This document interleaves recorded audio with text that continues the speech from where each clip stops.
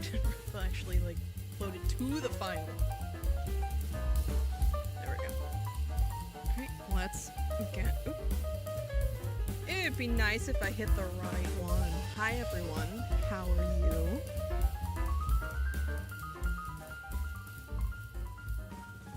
Genuinely, it would not be one of my streams if it wasn't scuffed. Let's get you guys the audio back.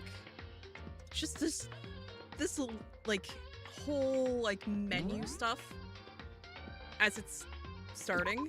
So okay, Danganronpa, you gonna? There you go. I don't know why it loads so slow in OBS sometimes. Hey, was that? Yeah, it had to be. Oh yeah, that's right. Alter Ego saved us yesterday. This is... Yeah. Like, he is like so surprised to see Alter Ego. Sorry, you're late. No, honestly, you were on time. I was late. This is some stupid virus from that stupid guy. She must have planned to do when she invaded my network. Absolutely not. David Hall to Hell, I don't believe this. It would seem... No, you're not late. I was supposed to start at 4. I had to get the notifications out and all that, so we started a little late. It seems you finally made a miscalculation. No, you miscalculated from the very beginning. What the heck? What was that? In other words... What I'm saying is you shouldn't have underestimated us. Why are you talking like you've already won? I barely felt a thing. It was a pinch, an itch. The stupid virus is gone now, got it, and so is Makoto. Maybe I didn't get to smash him flat, but you're never gonna see him again.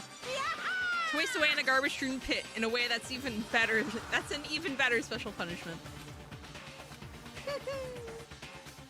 But it's still not enough. I'm still not satisfied.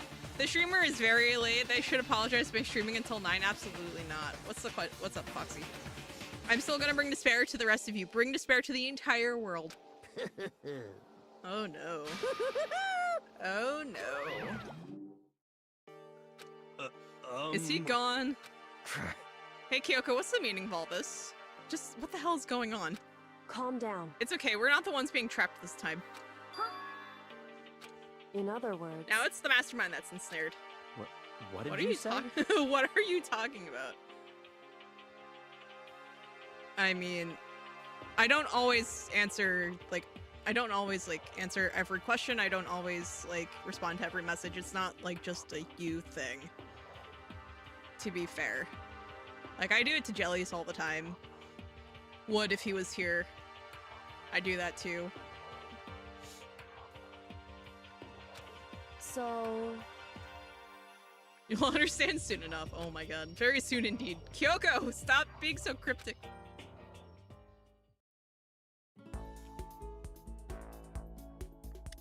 The massive high school towers over all the other buildings in this bustling urban area. It's like the school stands at the center of the entire world. Hope Speak Academy.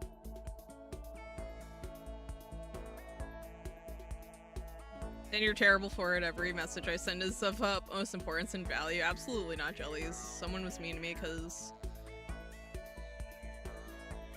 I mean, to be fair, you should be making friends your own age. And while they should not have been mean to you for being 19, like... if they wanted to be your friend, there would be problems. And I am saying that, like, to be as nice as humanly possible. Because they're an adult. They're like the 8... No, that's what I'm saying. Yes, that is what I'm saying. If the 19-year-old wanted to be your friend, that would be a problem. While I'm saying they should not have been mean to you, like, it's a good thing.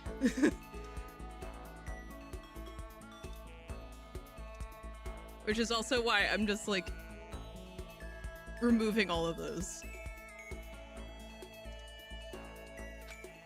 Brings in top students from every field imaginable, government-funded school of privilege. They say if you come here and manage to graduate, you'll be set for life. With hundreds of years of tradition, it sends the cream of the crop into the workforce every year. It was built to raise hope in the nation's future, which makes Hope's Peak a pretty fitting name. There are 2 things you need to attend the school. 1, you have to already be attending high school. 2, you have to be the very best at what you do. No ordinary student can enroll here. The only way in is if you're scouted by the school itself. And standing there at the gate of the ultimate school filled with the ultimate students was me. Wait. We've done this already. Makoto, what? Did you hit your head that hard in the garbage pit? Wait. We're back at a school desk. Where am I? I woke up with my head resting on top of a hard wooden desk. My body felt heavy. Did I restart? No. And as advice, don't tell people your age on the internet. No one I've ever talked to online even knows my age. Yeah. The only reason, like, why people know mine is because, like, I do birthday streams. Because it's fun. And I like celebrating with you guys. But, like, even then, that's still kind of dodgy. Also, no, I did not restart. I don't know what's going on. It's because you're a dinosaur? True. Oh no. It wouldn't be weird for me to zonk off in the middle of some boring class or whatever, but what was I doing asleep here just now? It wasn't any classroom I've ever been in before. What the heck is going on?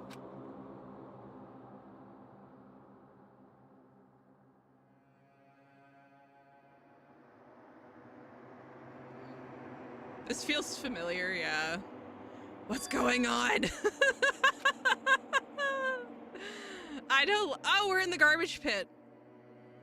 Wait. Is that the Monokuma rocket? In the corner there? I wonder why Kyoko had the same execution as Makoto. I wonder why she had the bad ending. I could finally feel my mind and body start to come back together again, and then, okay, so we just hit our head really hard in the trash pit. Or is this just another dream? A dream inside a hopeless nightmare. No, this isn't a dream. I could tell because the stench invading my nostrils was too powerful for a dream. So basically, the class trial from yesterday was a trap. If you do what you're supposed to do, and you find Kyoko to be the murderer, it gives you the bad ending, and then it kind of treats it like, oh, but it was all a dream, and it sends you back to the pivotal point where it kind of diverges from bad ending to the rest of the story. So then you can also do the same. The thing is that the execution is the same for both Makoto and Kyoko, because it basically, it doesn't matter either way so long as someone dies here. Monokuma and the mastermind do not care. They want Kyoko to die because she has been poking around in all of their things, but it doesn't really matter because someone just needs to die.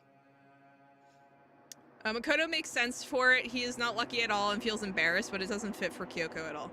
Yeah, exactly. It's very much intended, like, the punishment feels more inclined for Makoto, but if Kyoko winds up, you know, getting found guilty of the murder, well, it doesn't really matter. The execution was also the same as Alter Egos, so I presume it was because Monokuma, the mastermind, was short on time and didn't prep. I mean, it's not exactly the same. I mean, yes, it's a pulverization, but it's not quite... It's not quite the same. Because, like, the one for Alter Ego was intended to smash a machine to pieces and then basically compact it for recycling. Whereas this one was just to make jelly out of whoever wound up being executed. I was in a vast dark cavern with the barest hint of light seeping in. Trash was piled high all across the area. This must be some kind of underground garbage pit. What's there a garbage pit doing in a school that burns its garbage? A heck of a situation to find myself in. But that was just the beginning of my problems. To make what? What? Oh, to make the execution. Oh, jelly? Oh, ha!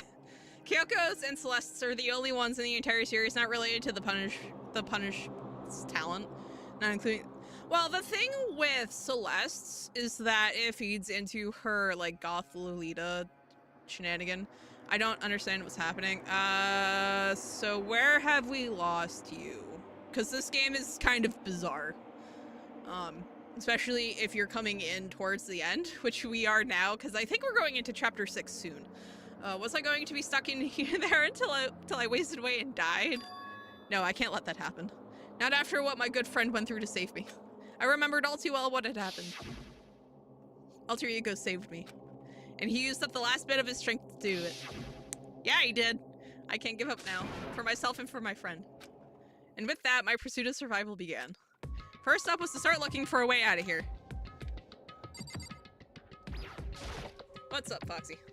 That's a rocket and a tank. The rocket is from the execution in the opening that we have not actually seen. The tank, I don't think has been used for anything that we know of, which means it could be old, or it could be from something I'm just forgetting. I'd better not think too much about what I'm seeing down here. I mean, you should. This is a desk. It's probably the one that fell down here with me.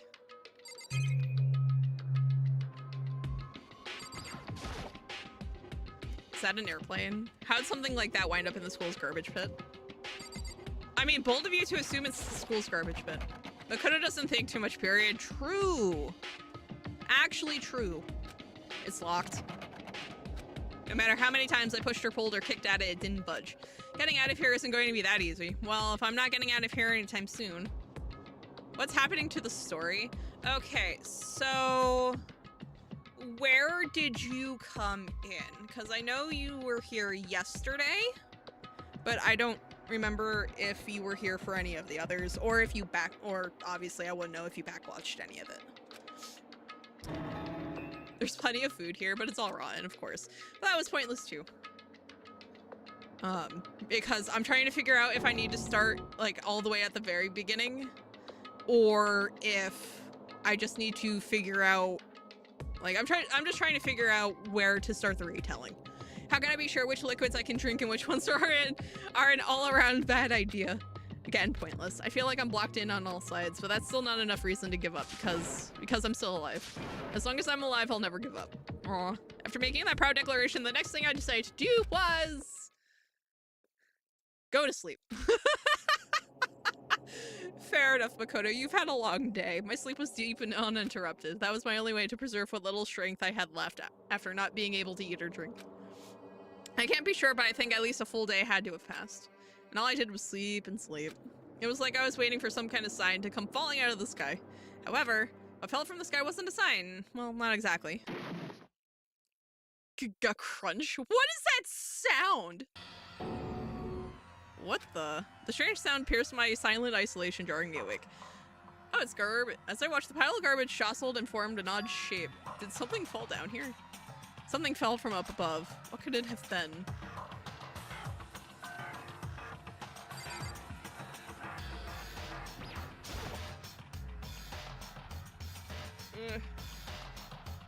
Yeah, honest.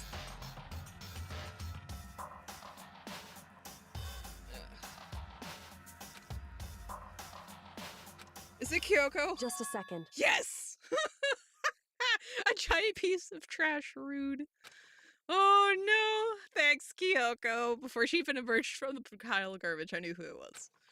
Yeah, no, honestly, like, getting older is always scary. awful. And it doesn't stop being scary, for what it's worth.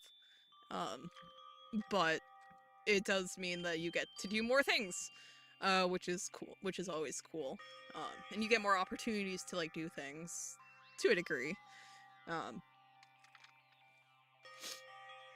This place smells awful. I would hope so. Also, where did you get a cup of noodles? Oh, she threw herself down into the garbage pit. She used a bunch of garbage to break, like, she brought presumably a bunch of soft garbage to break her fall. Indeed. But yeah, so she threw herself down the garbage chute to get us. You look like you're doing better than I expected. Well, what are you doing here? So... Isn't it obvious I'm here to help you? I'm glad to hear that, Kyoko. You've got a bit of garbage in your hair. She gave her head a quick, sharp shake to get rid of the trash on the face to me again. Hey. It is. But, you know, we're friends, and this is what friends do for each other, especially since she's clearly some kind of detective. And this is her way of, well, one, paying us back for our help. Two, you know, supporting her friends. And three, getting down to the bottom of the mystery of what on earth is going on here at Hope's Peak. First, I have something for you. Go ahead and eat. We can talk once you're finished. Aw, she brought buns and some water. Aw, thank you, Kyoko. Thank you. I snatched the bread and water that she was holding out for me. Within seconds, it was in my mouth and making its way down toward my stomach. Thanks, Makoto. I really hit the spot. Would you dare say she is the ultimate detective like Holmes? You know what? I would make that argument, yes. I'm inclined to agree. Now, I've got all the energy I need to keep going. So you still haven't given up then? Of course not. After all, the fact that I can keep going forward is about all I'm good at. Well, that's not such a bad thing to be good at. Thanks, Kyoko. Come on. It's like I'm trying to drink my coffee and also, like, cursor over to her. So this is a little awkward. But Kyoko. Why'd you come rescue me? She's like a depressed girl that's seen her family murdered in front of her and is trying to find the person who murdered her family. We actually don't know what her deal is. So, the first motivation was DVDs of things that implied things that have happened to the ones we hold dearest on the outside, right? That's why Sayaka tried to murder Leon and ultimately got murdered for her efforts. Arguably, it arguably could have started as self-defense and then he just went way too far with it. But she was trying to get back out to her bandmates because she was a pop star. She wanted to get back to the group because the group was basically family to her. And then Makoto, his actual family seems to have been disappeared off to, well, his blood family has been seemingly disappeared off to God knows where. Sakura, her family's dojo, was seemingly attacked by the mastermind or otherwise harmed. But we don't know anything about Makoto. I mean, not Makoto's, Kyoko's. We have no idea, because she's never told anyone. Mostly because she doesn't talk about herself, like, ever. Which, to her credit, is probably for the best. Now, granted, she remembers very little in general, so if anything, that motivation probably would not have done anything. Neither. So... To pay a debt, or... No, to atone. Atone? You... During the trial, even though you knew I was lying, you didn't say anything. So you knew that I knew. Indeed. Sorry if I hurt your feelings. Nah, you're good. People ask all the time. And even though I knew, I did nothing to help. Yeah. I abandoned you. Don't say that. You didn't abandon me. No, that's exactly what I did. I abandoned you in order to save my own life. You were trying to save me and I couldn't bring myself to do the same for you. However... But listen, not that I'm trying to make excuses, but there was a reason that I had to survive no matter the cost. Alright. Why did you have to survive? It's true. Oh, thank you. I'll tell you everything. The reason I have to survive In other words... is so that I can do what I came to the school to do. What? I made up my mind to come to Hope's Peak Academy for one very important reason. So you have some reason for coming to Hope's Peak. Indeed. That's right. At least I did once. Once? I... Until recently, I'd forgotten what it was. You forgot, but that's... I had no memory of what my purpose was. No memory, that's impossible. Oh yeah, that's right, she's Imni. Then it's really true you lost your memory. Makoto. Do you remember Makoto? Do you remember the first thing that happened to each of us as soon as we arrived at the school? The first thing, which is murder? Probably not. If I had to guess, judging from how everything else has gone, Especially since she's already explicitly said that she has no motive to murder anyone in the school. Like, at all. And that is presumably true. Because if she can't remember anything, then she wouldn't have any ties that she can remember to the outside, so she'd have no reason to want to leave. So there'd be no reason for her to want to graduate, because that's the only way you leave. You're talking about when we fainted, right? I fainted, and when I woke up, I was trapped here. That's right. I fainted too, and when I woke up, I noticed a strange feeling of separation within myself, a disconnect. It would seem... Thinking back on it now, at that point, my memory was gone. At that time, I'd forgotten. Also, I might have forgotten all you guys enjoying the stream. I have bad memory. Honestly, welcome to the Bad Memory Club. I am terrible with names, terrible with faces, terrible with remembering things in general. I couldn't remember why I'd come to the school, and I couldn't remember what my ultimate ability was, but what would make you forget all that? Hey. Strange, isn't it? It's hard to imagine it happened by chance and seems much too convenient. Are you saying you think you lost your memory because... Indeed. I don't think. I'm positive it was the work of the mastermind. They stole my memory. But why would they want to do that? There's only one reason I can come up with. Because of my purpose and my ability, somehow they would interfere with the mastermind's plans. So the mastermind just stole them from you? However... And it could also mean somehow my memories may be connected to the mystery of the school and the mastermind. Which is why I have to get them back. That's why I've been investigating things by myself this whole time. But if what you say is true, why didn't you ask the rest of us to help you? Why is that? If I did that and we all worked as one, the mastermind would have known straight away. Plus, there's always the chance that the mastermind is actually one of us.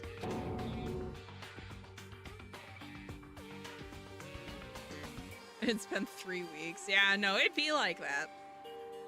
Honestly, some of my coworkers, I see them so infrequently at my day job, that the only reason I remember is because we've got our names in, like, easy to find places. I don't think Ultra Despair Girls ever brings up Kyoko's family, but essentially every other character in this game has their relatives shown. Ah! Fascinating. Correct. Well, don't make too big a deal of it, it's just a possibility. But since it is a possibility, we can't ignore it, right? Mastermind, one of us. If she believed that, then of course she couldn't trust anyone around her. In which case, it only makes sense that she would look into her missing memory by herself. However... That being said, there was a limit to what I could do by myself, which is why I asked you to help me. But why me? Because among everyone, you were least likely to be the mastermind. That was just intuition, but... I see. Your intuition was right, though. There's no way an ordinary kid like me could have been the mastermind. I understand. Do you, though? Understand everything.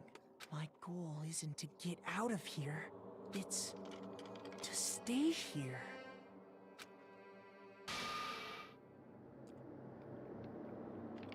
All I have to say about Leon's is who gets paid for that plot line. Oh god. It's just like the dream I had before, but why did that just happen? Listen. Are you okay? Oh, yeah, it's nothing. It is nothing, right? Hey. Even now, I still trust you, you know. It's just, I'm not used to relying on others. Correct. I know I never asked you for help the right way, so I understand if you're not convinced. Honestly, I was convinced. I think that's just her personality. I mean, fair. You said you had a reason for doing all that investigating on your own, so how'd that turn out? Were you able to remember anything? So... I think there's still a lot I don't remember, but at the very least, I was finally able to recall my purpose and my ability. Hey! You had... Yes! Girl, what are you? My ability, what everyone should have known me for. I'm the ultimate detective. Yes! Let's go! The ultimate detective. Correct. And the reason I came to Hope's Peak Academy, there was someone I had to find here at the school. Yeah, who? So... Well, it was the headmaster of Hope's Peak Academy. Wait, what? The headmaster? Why did you want to find the headmaster? Because he's my father. Oh my god. Oh my god. Okay. In cool. other words... I was separated from him as a child. As it turns out, he became the headmaster of Hope's Peak. Kyoko's dad is Hope's Peak's headmaster. Wait, so he's in his 30s. Oh no, that checks out. That checks out, because if she was, let's see. Yeah, no, the math checks. because you graduate, like, well, here in the US, you graduate high school around 17-ish. Usually probably 16. So we saw her father get executed, assuming that was the man incinerated by the rocket. Where's her mother? Good question. Then that explains when Alter Ego told us he thought the headmaster was involved. I feel like... you guys. I'll find a way. Huh?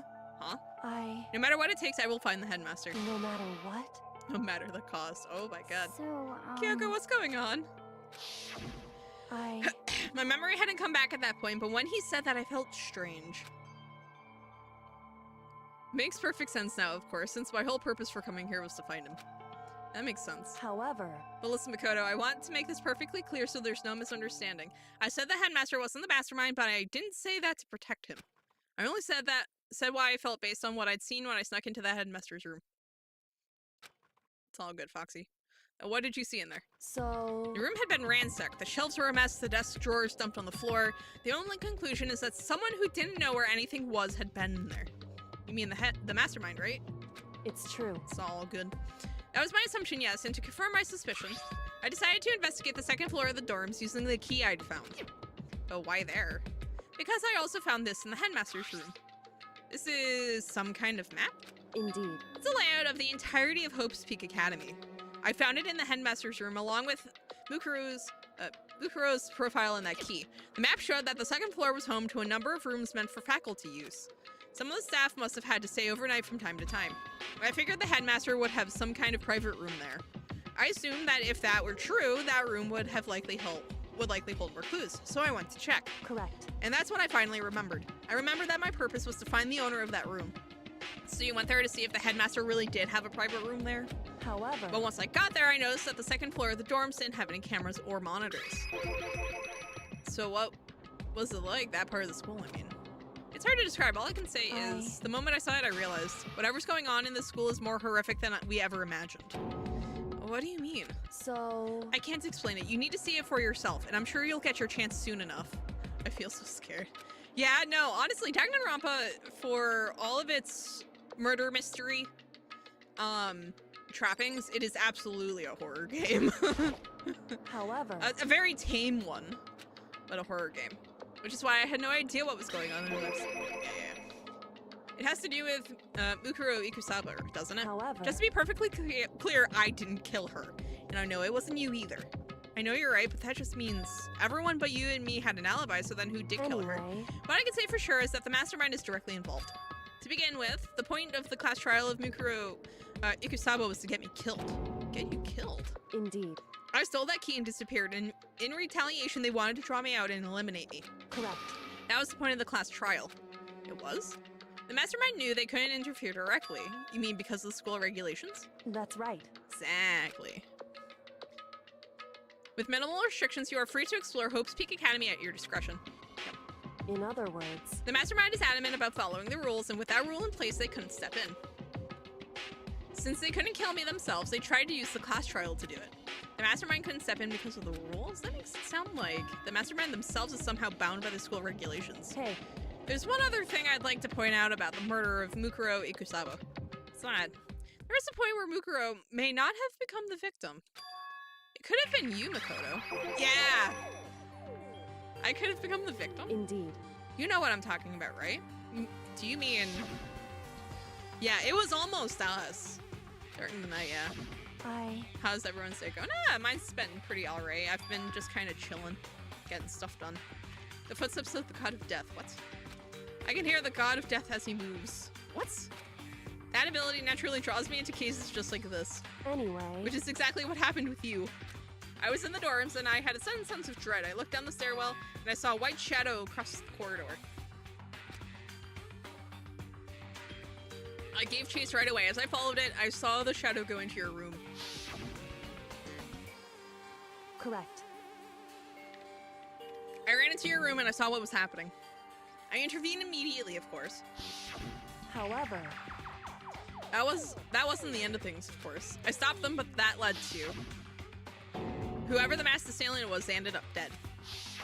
Correct. And their murder was disguised and the dojo key wound up in my room.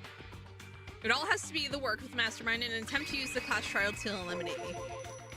So all this would mean that whoever killed Mukuro is also the mastermind, right? Indeed. I don't have conclusive evidence, but that's what I think. But that's really bad if true. It means the mastermind can kill whoever they want if they feel like it. Wait, but doesn't that create another contradiction? The mastermind wanted to use the class trial to try and kill you because they couldn't interfere, right? Correct. You're right, that is a contradiction. And it's not just Mukuro. They needed the class trial to kill me, but seemed ready to kill you in your room. Everything they did is a contradiction. So what does it all mean? In other words, It means that the mastermind is the one who's been cornered. Huh? Makoto. Just a little more. A little more and I should be able to figure out the mastermind's identity. The identity of the other ultimate despair. The other ultimate despair? There's no doubt that Mukuro was the ultimate despair and that she's dead. But I don't think the ultimate despair is just one person. It's not. Indeed. If you think about it, the ultimate despair seems to implicate whoever caused that event. What's up, Foxy? You're talking That's about right. what happened a year ago, the biggest, most awful, most tragic event in human history. Tragedy, whoever is responsible for that. They're the ultimate despair. It would seem. That despicable group whose only purpose and motivation comes from despair. Then they're, Indeed. make no mistake, they're the root of all the evil that has forced us to go through this. That is the ultimate despair. And that is our real enemy.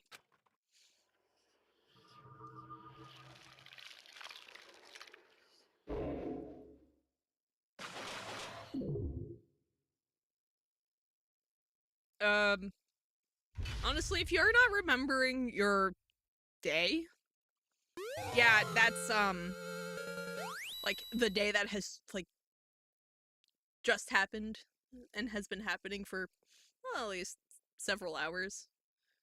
Well, more than several, but, you know. Arguably, that is worse than bad, yes. Because, like, a bad memory is like, oh yeah, I forgot what I had for breakfast this morning. But, like, forgetting who all's in chat while you're actively talking to them.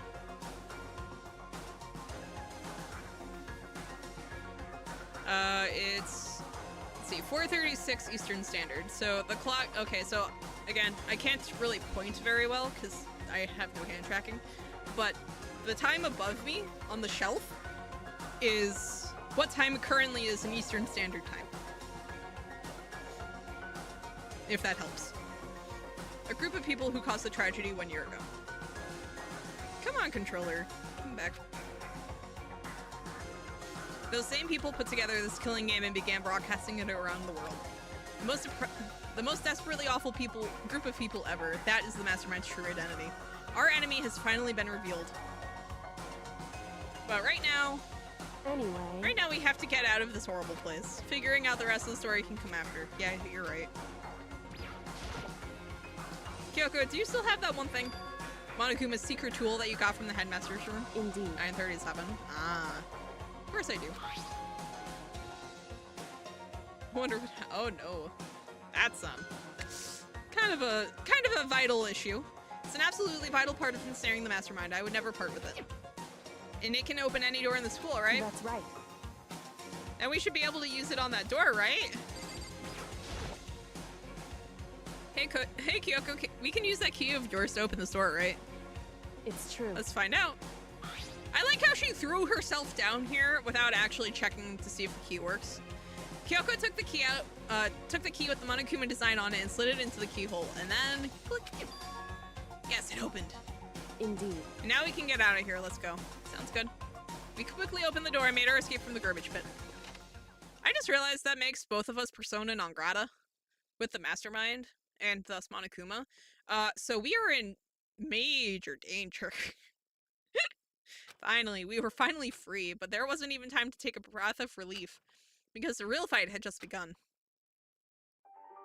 Ultimate pain, ultimate suffering, ultimate despair, ultimate execution, ultimate death. What? What a chapter name, my god. My favorite song? I have quite a few, to be perfectly honest, and all of them are sea shanties. Or just folk songs. So I have like a very strange taste in music.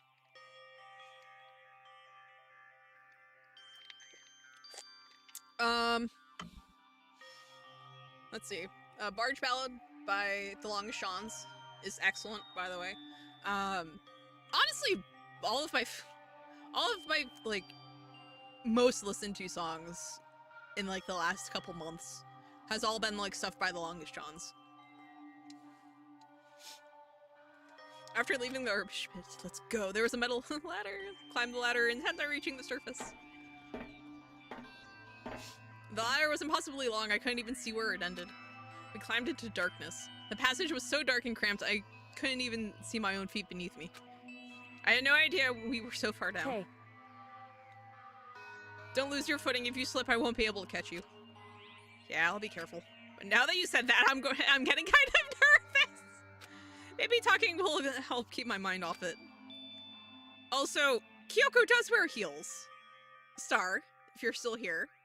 So Kyoko, there's something I wanted to ask you. You said you're the ultimate detective, right? So how long have you been doing detective work?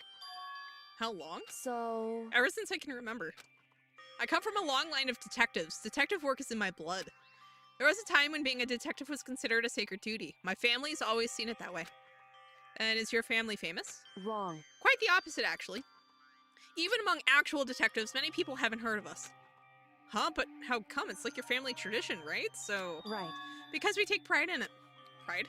Indeed. A detective is neither light nor shadow. We represent neither justice nor evil. That is how we can uncover the absolute truth. I thought she was wearing, like, normal boots or shoes. No, she wears heels. And, like, they're knee-high boots, too? Like, ma'am, why? Why? I mean, they're stylish as heck, but why? We stand neutral in all things, but to do that, we have to stand separate from the rest of society, which is why we've made a conscious effort to conceal our existence. A conscious effort? It's true. It's kind of old-fashioned, and I can't say it's entirely rational, but it's our family creed, and we do what we must to protect it. Because, like I said, it's our source of pride. Pride. So that explains... Before I came here, when I was looking up info about the school online, I never saw anything about her. Because she hid herself on purpose to protect the pride of her family. However, And yet, I gave up some of that pride. Huh? I... In order to enter Hope's Peak, I had to reveal myself to the school. I did it knowing it was something a true Kirigiri detective would never do. But the reason you gave up that pride, the reason you would go so far to enter Hope's Peak, it was because that's how much you wanted to reconnect with your dad, right? There's no shame in that. Why did I start doing YouTube? Honestly, so I started out streaming on Twitch, and then I was doing like Town of Salem, and some variety stuff, and so I was doing YouTube so that I could like upload like my favorite games that I had, like my favorite matches and stuff, just, you know, to hold on to them. And then eventually it kind of it wound up with like some Town of Salem tournaments and stuff like that wound up here,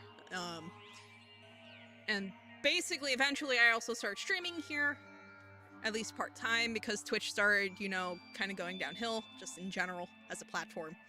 And I was still uploading here and there because eventually I got busy with school. But then I started streaming here entirely,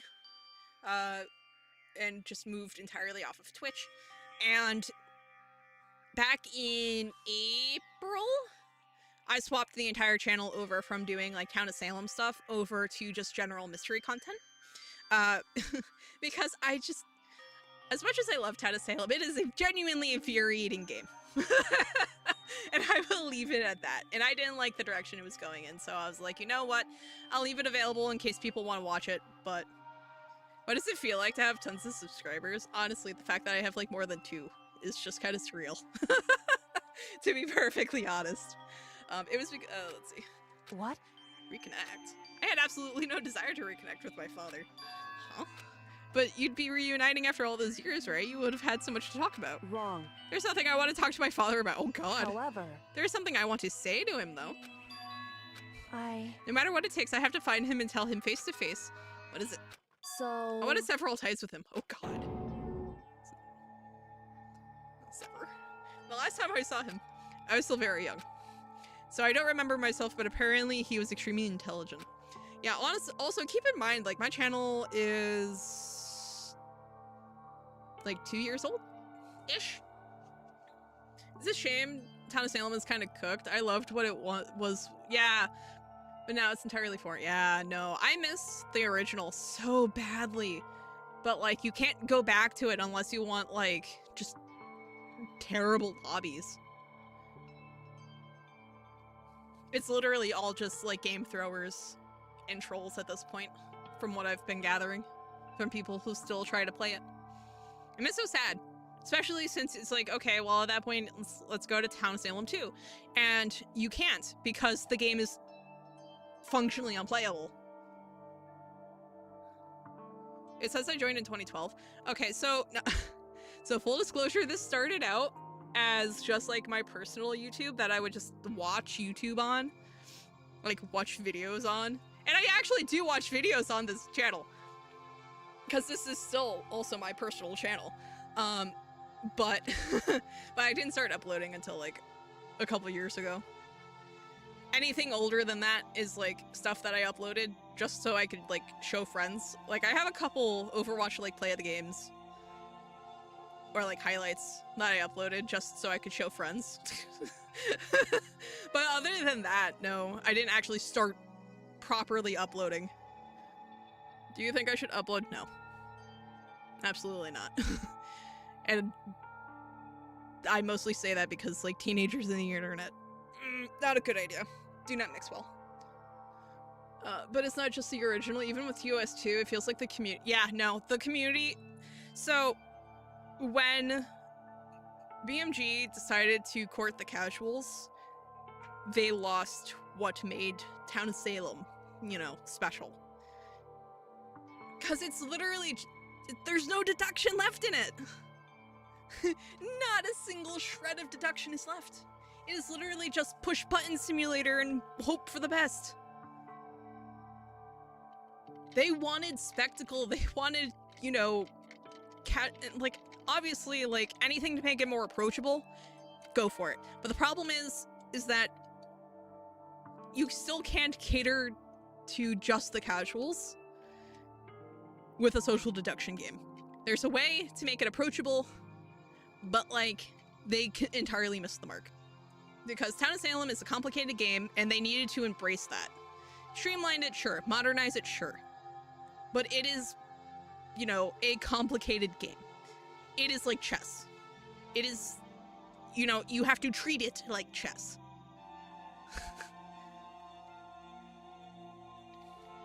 He was in line to become the next head of the Kirikiri family. He was talented, he had a promising future, but he had no interest in detective work. So he cut himself off from the family. Not long after that, my mother died and he simply ran away.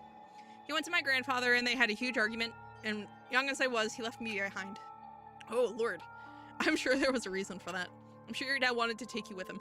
Right. If that's true, then I need to thank him. Thank him for leaving me, because unlike him, I take pride in the work I do. Oh, God. She is vicious. I take pride in my family name, so every last part of me is happy he didn't take me with him. Jeez. If I'd gone with him, I never would have had the chance to become a detective. They followed the idea of Among Us. It was less social deduction, more a party game for friends. But the whole reason Town of Salem succeeded was because it was the niche pandering to real social deduction. Exactly! And, like, there is something to be said about Among Us being, like,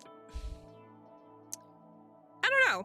Because, like, Among Us has, like, because it's not as complicated, just mechanically speaking, Among Us social deduction is very much the devil's in the details, right? And not much can really affect those details. So you're dealing with, well, you're dealing with a more simplified and more blatant version of the numbers game, right? Because, you know, the killers still need to kill, the crew still needs to, you know, vote them out. But unlike, say, Town of Salem, there's not nearly as many moving parts. So all of your information is very soft.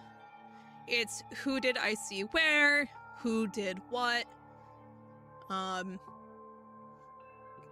And it's very easy to kind of bluff your way through if you're good at talking, right? It leans more into the social aspect of social deduction, whereas Town of Salem leans more into the deductive reasoning. Because it has so much more concrete information to work with. So I wouldn't necessarily call Among Us a party game, but it's definitely a lot easier to get into. Just because, you know, the lack of mechanics makes it just straight up easier.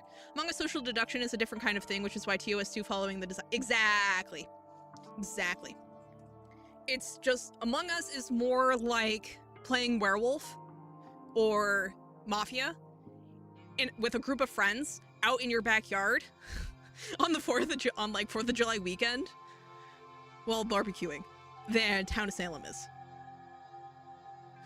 If that makes any sense. Like, it's still social deduction, but it heavily relies on your ability to lie to your friends or the people around you more than anything else.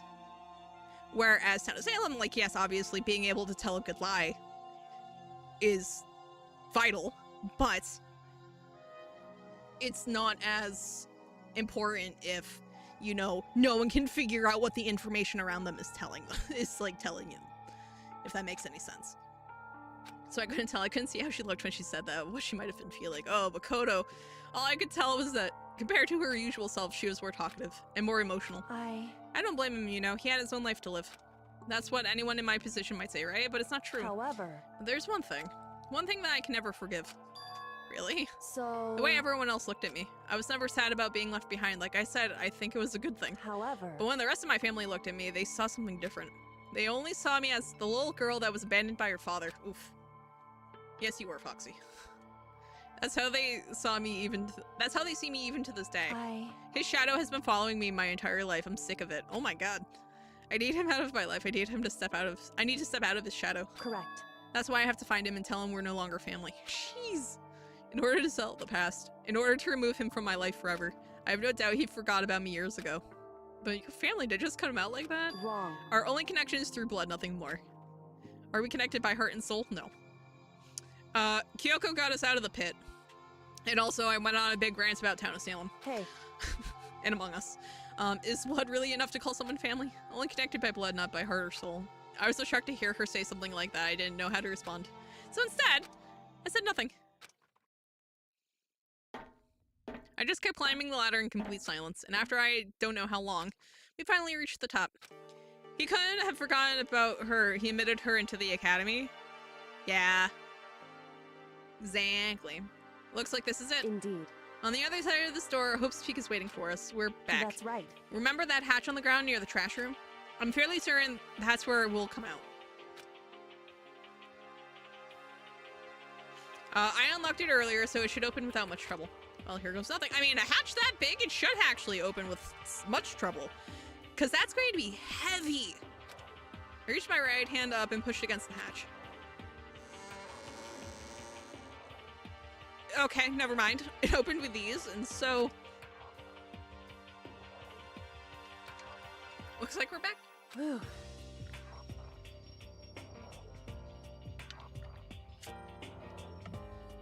I can't believe how long that ladder was. I'm exhausted. I can't exactly say we're safe and sound, but at least we're out of there.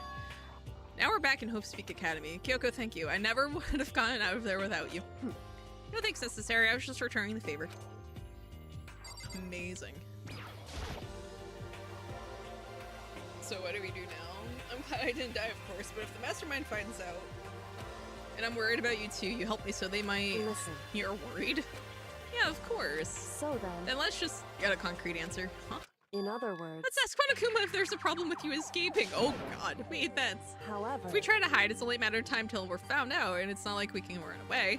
I just said that she pointed at the nearby surveillance cameras, so you're saying rather than stressing out over getting caught, we should just give up now? Don't worry, what do you think is going to happen isn't. Because the mastermind is the one that's ensnared. The mastermind is ensnared. Oh my god. You said something like that before. What does it mean? So... The mastermind stood exposed during the investigation into Mukuro's death. There was a moment where the mastermind let their guard down. There was. Right. If we can talk to Monokuma, we can confirm it. We are investigating. Well, Kyoko just got us free from the garbage pit, so we are going to be finally figuring out what the heck is going on with the school, finding her father, who is apparently the headmaster, and then just ending it. Ending the game either today or Monday, probably. And it'll be better for us if we go to him directly before he tracks us down. That would help with our negotiations. What do you mean? I'm still a little, super uneasy about this, but we don't really have a choice, do we? Indeed. Monokuma should be in the gym. Shall we go? Let's get going. Oh my god. Wait, why does he just, like, vibe in the gym? Oh, it's nighttime, so everyone should be in bed, probably.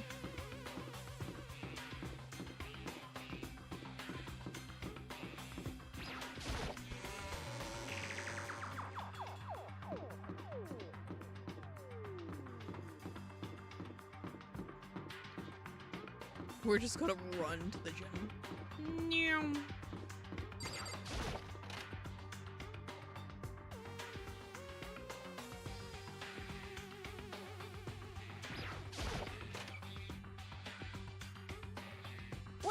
Well now.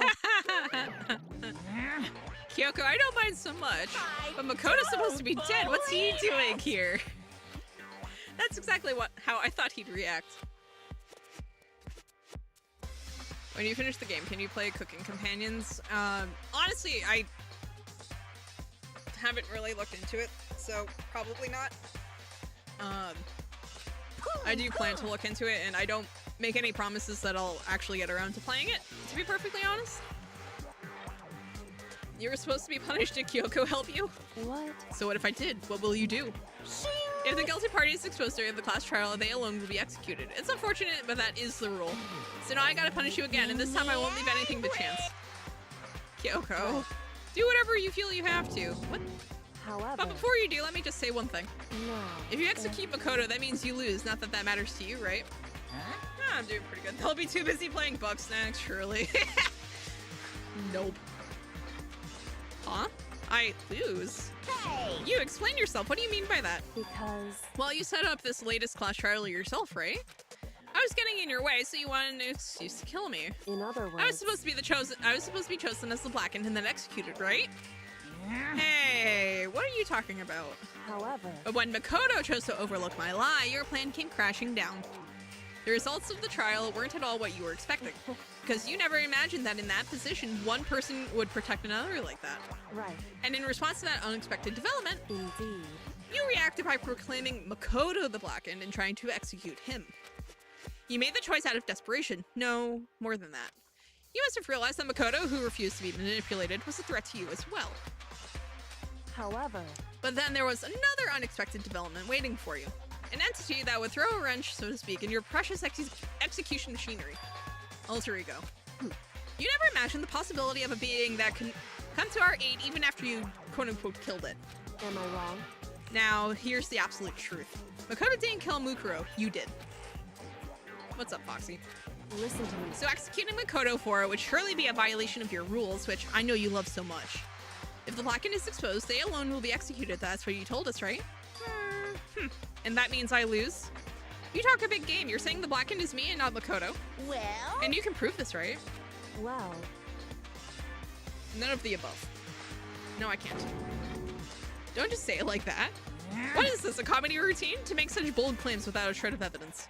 that doesn't matter. I don't have any right now, but with a little more time, I guarantee I'll find some. That's right. Because no matter how deeply you try to bury it, there is only ever one absolute truth.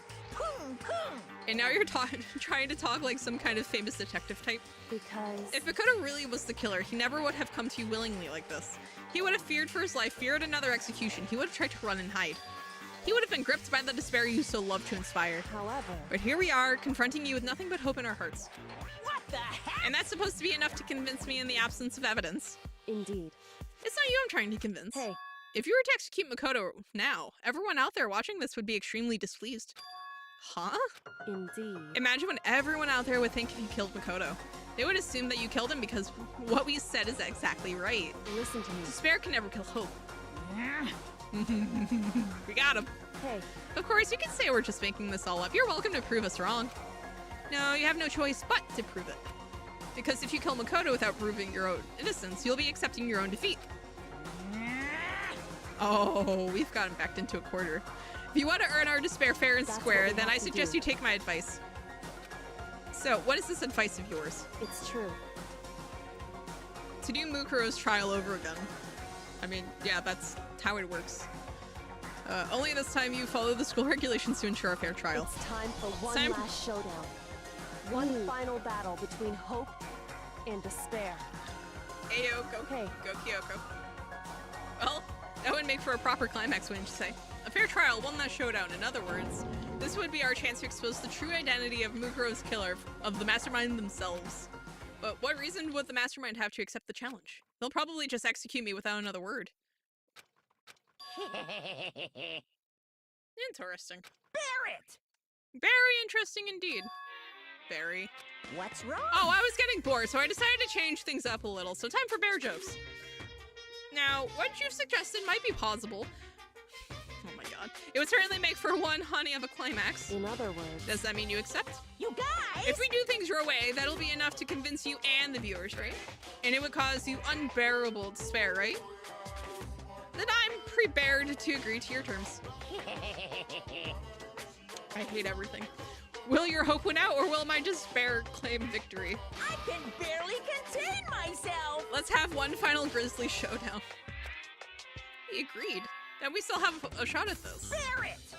But this is the long-awaited climax, right? Just guessing the killer is barely a fitting end. You guys! So for this final face-off, you'll have to unearth all the mysteries that have been buried here. All the mysteries? That's right, every last mystery that's pawing around the school. If you can do that, I can barely then that'll be enough contain to myself! qualify as a victory for you. Koalas aren't bears! They're marsupials! Oh my god. Pretty good up until these absolutely horrendous bear puns. it's true. That's what we've been trying to do all along. Okay, well, good. Then let's bear it all. If you can claw your way to the truth of Mukuro's death and solve the mysteries of the school, You guys! then you win. But if you can't do all of that, well, I'll face execution, right? I can barely contain my excitement. When you learn the whole truth, what kind of despair will you show me? We're excited as you are, I'm sure. Listen to me. When we've uncovered every last truth, how will the ultimate despair reveal their own despair? Never heard of the mighty drop bear, huh? I mean, that's not a koala, though. So you're saying puns are bad? No. Jellies, the only pun that was actually genuinely bad was the koala one, and that's because koalas aren't bears. They're marsupials. Bears are mammals.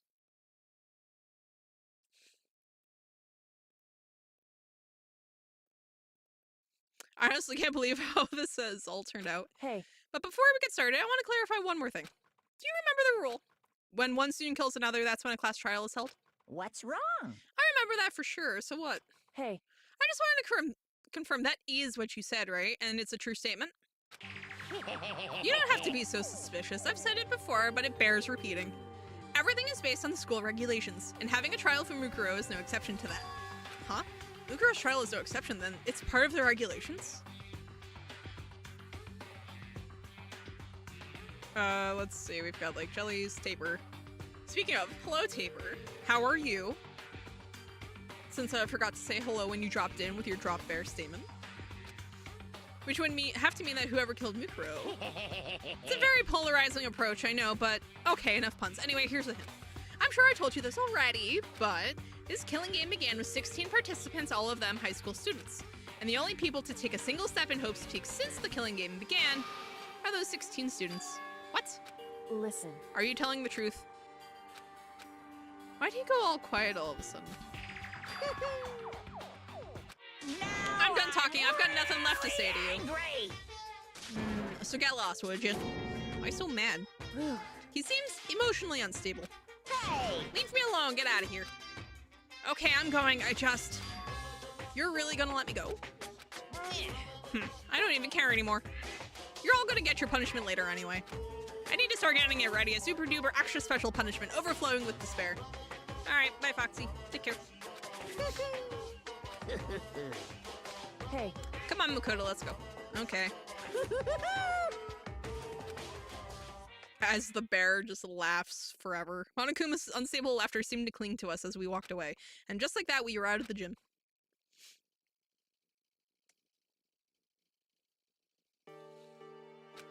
I could hardly believe it, but somehow I ended up not getting executed. I still had my life and we still had a chance. Overall, things turned out way better than expected.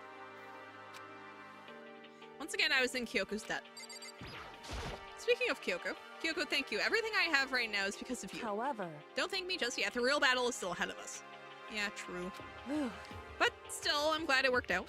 I wasn't sure if the enemy would accept my proposal, but honestly, why would the mastermind agree to that? I mean, they don't stand to gain anything from a final showdown, do they? so They had no choice but to accept. Huh? because It's all because of that one moment that the mastermind let down their guard, like I said. So, when did they do that? so Okay. I wasn't there to hear it myself, but do you remember what the mastermind said? They said they had hijacked the airwaves to broadcast our school life to the outside world, right? Yeah, they definitely said that. listen. And what did you think when you heard that? Pretty hard to believe, right? Well, I mean, the idea of actually taking over the airwaves seems so unbelievable. Indeed. According to Google, drop bears are koalas, but effed up and evil? Aren't they just like an Aussie troll for like people who aren't from Australia? You don't exactly read about something like that happening very often, so it's hard to imagine. In other words, that kind of thing is extremely difficult to pull off. However, And yet somehow the mastermind was able to do it. in other words, But think of it another way. There must have been some reason they had to do something that difficult. Reason? so They had to show the world something, no matter the cost. Us killing each other. They wanted to show the world. it would seem The mastermind has been very adamant about not killing us directly, but forcing us to kill each other. You've had this combo with Australians before, have I? Cause every time like Drop Bears comes up with like Avo or like Pipe, they're just like, I know they're real. And all their rules and regulations were designed to encourage that. Yeah, that makes sense. If those stupid regulations didn't exist, nobody would have killed anybody. in other words. So the mastermind's ultimate goal was to make us kill each other and show that off to the world. But why? Correct. To prove a point, most likely. Prove a point? Hey, The outside world has a name for the students of Hope's Peak, right? A certain concept. You're talking about hope, right? that's right. And for those of us who represent hope to kill each other and sink into despair, the mastermind wants the world to see that, to try and prove that despair is better than hope. That's their goal, is the ultimate despair. What? They want to prove that despair is better than hope? But that's ridiculous. It's true. You're right, it is ridiculous. Completely irrational. It's the kind of thing that nobody but those who call themselves the ultimate despair would devise. That group whose only purpose and motivation comes from despair. But is that really their only reason for making the rest of us suffer? Makoto. I know how angry it must make you, and yet that same motivation is what led to the mastermind revealing their weakness. What? In other words. Because their goal is to broadcast this killing game to the world, the mastermind has had to be more particular than is reasonable about their own regulations. If the mastermind simply ignored the rules, this wouldn't have been a game, but a one-sided slaughter. At the very least. At least that's how those who are watching this would have seen it. And that's why the mastermind couldn't kill any of us themselves. Indeed. That is precisely the reason. No matter how much they may hate what I'm doing, I haven't violated a single one of their regulations. Junko broke the rules, so she was punished, but in my case, they couldn't lay a finger on me. Right. So instead, they tried to use the class trial following all their proper rules to get me killed. They began a trial that didn't have a right answer that made me out to be the killer. But even that didn't work. It's true. Yes, thanks to you. And due to that failure, the mastermind took yet another risk. They attempted to kill you instead, who also was not the killer. And when that fact was exposed on live TV to the entire outside world, the mastermind had to accept your suggestion. Indeed. To prove to the world that despair is better than hope, they have to defeat us in perfect form. In other words. It would only do the mastermind harm to have it shown that they'd violated their own regulations. But all of that was a hunch, right? And you were still able to get the mastermind to accept your challenge. However. Who? Well, it's only thanks to you that we got that chance, because you believed in me, another path opened up. Still, I can't believe how much of the mastermind's thoughts and plans you were able to figure out. I didn't have the slightest clue. Wrong. In the end, though, I couldn't prove any of it. It was just my reasoning. Essentially, I was making a bet. Whew. But it looks like I got it right. This time, at least, I won the bet. She let out a quick sigh. I took it as a small sign of relief. To be honest, I haven't been that nervous in a long time. I totally couldn't tell you were nervous at all. You seemed totally confident from the moment we decided to talk to him. Well, presenting a strong demeanor is a fundamental part of negotiation and persuasion, wouldn't you say? Plus, if I'd shown my uneasiness, that would have made you that much more uneasy. Yeah, you're probably right. How pathetic. However, Anyway, we can't relax just yet. All we've done is earn another chance to fight. We have to win this time. correct.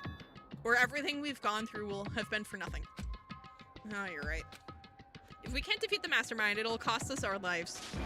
There's no option except to win. Hey, But before we begin the final battle, we have to tell the others what's going on.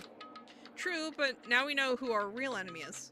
All we have to do now is work together with everyone to destroy the mastermind. Work together with everyone. However- Is that really possible? Huh?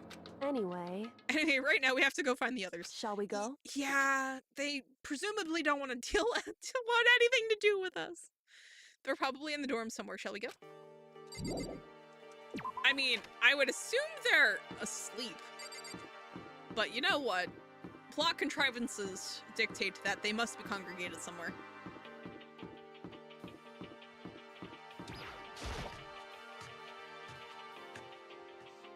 Alright. We're here.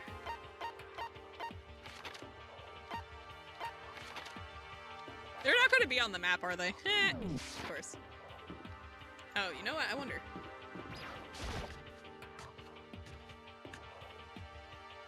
Because they can't go to...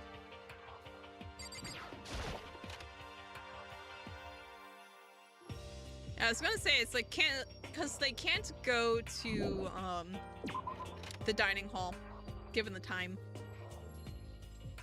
They're around here somewhere. Actually, dining hall is still open.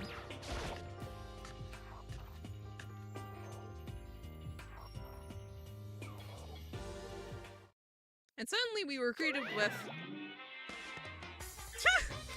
You again. Is he broken? Whew. I suppose his emotional instability reached its limit.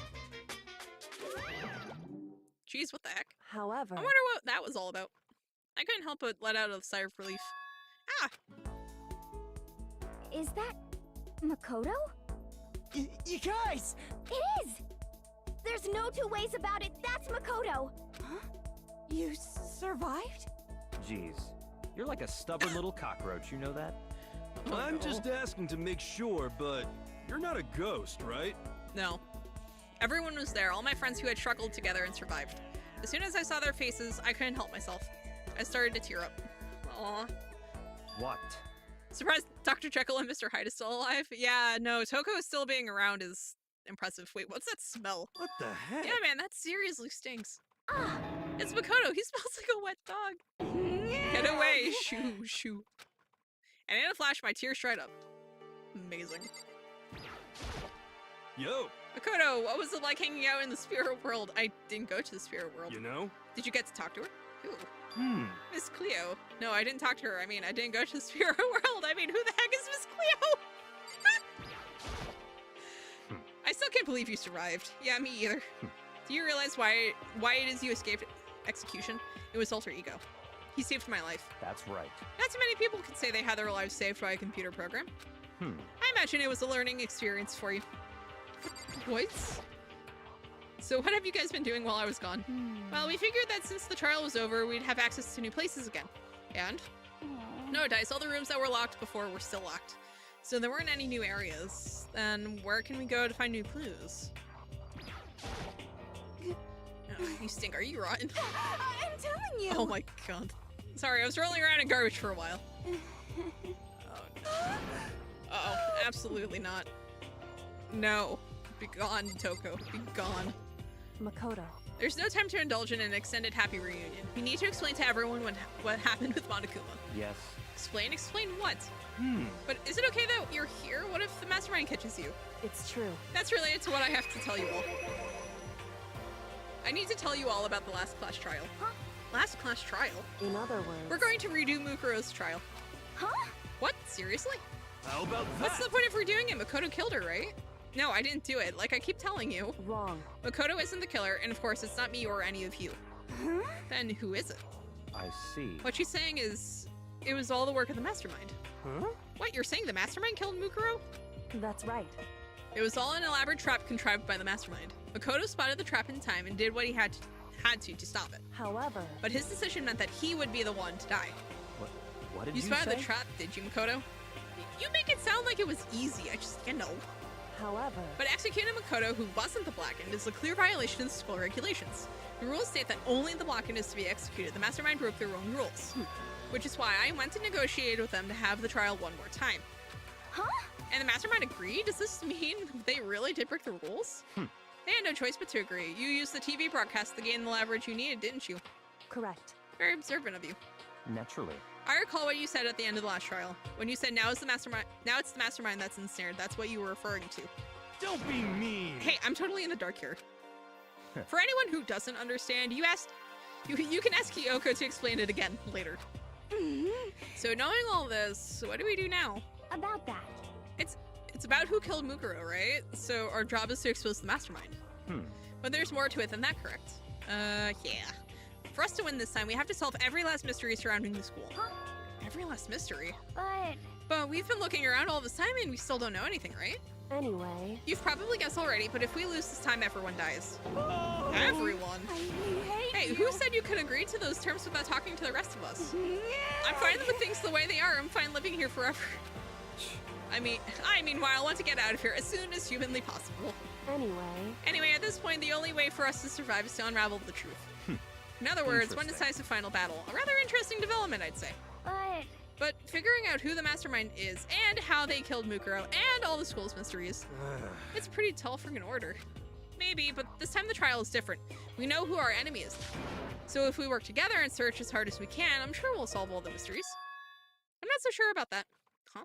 I can't agree with the idea of working together with everyone. You can't agree, why not?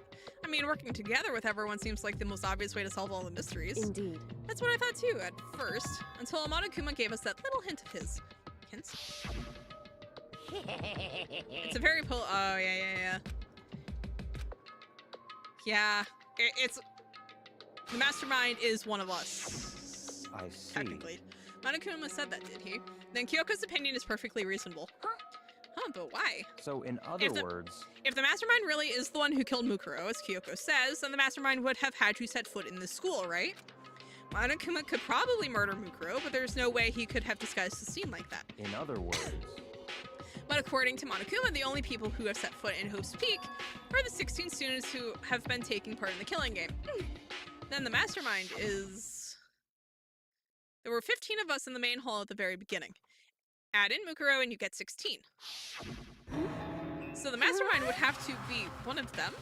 that's right. And of those 16 people we started out with, the only ones still alive are the people standing right here. Need I continue or do you get it now? You're saying the mastermind is one of us? No way. You can't be serious. Wait, we can't say for sure that's true yet. Monokuma might have just said all that to confuse us. Indeed.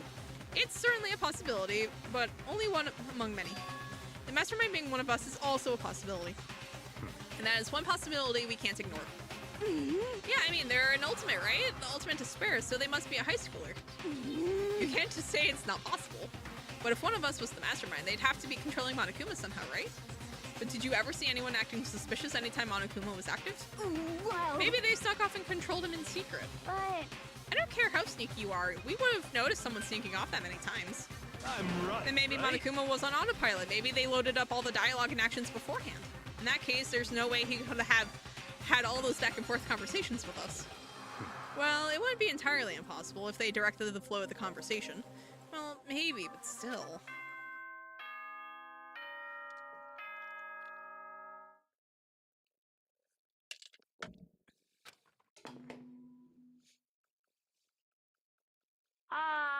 This is a school announcement. You've all probably figured this out by now, but at this point, the killing game has now entered true ending mode. So, in the name of fairness, I will unlock every room in the school. Look wherever you want. Solve the mystery in whatever way you see fit. Then we can all meet up at the class trial, okay?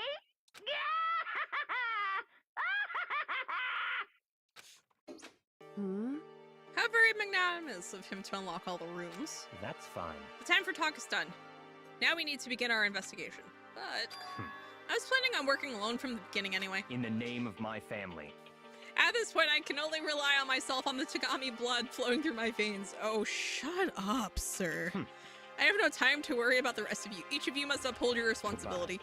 Well then. After making his final statement, Byakuya left the dining hall. He didn't take me with him. Hey. Good. Do you blame him? No. The rest of you are like coffee with cream without the cream, or coffee. You're totally useless. Do you even drink coffee? With that, Toko trudged out of the dining hall. And now she's gone. And you're going to go off by yourself, right, Kyoko? Indeed. That's right. Which just leaves Makoto, Hina, and me. You know? In that case, I'm going to go by myself too. Just a second. Wait, how come? How about that? Just wait and see. I'm going to use my totally awesome spirit power to figure out the mastermind's identity.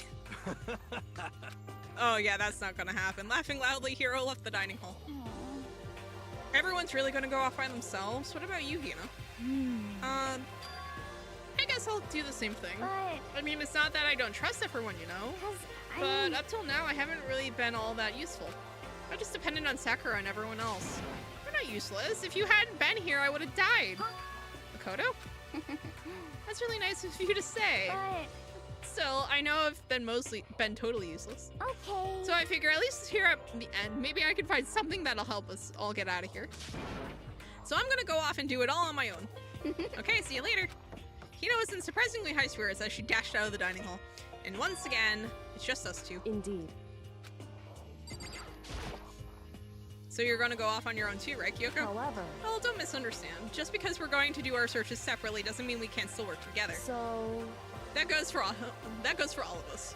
But let's just say the tragedy of Hope's Peak High was a lot bloodier than anything in any of the 3 games, even Leon's execution. I am not surprised, given the state of that classroom up on the 5th floor. Good lord. I think I see what you mean. Doing our own investigating doesn't mean we can't work together in the end.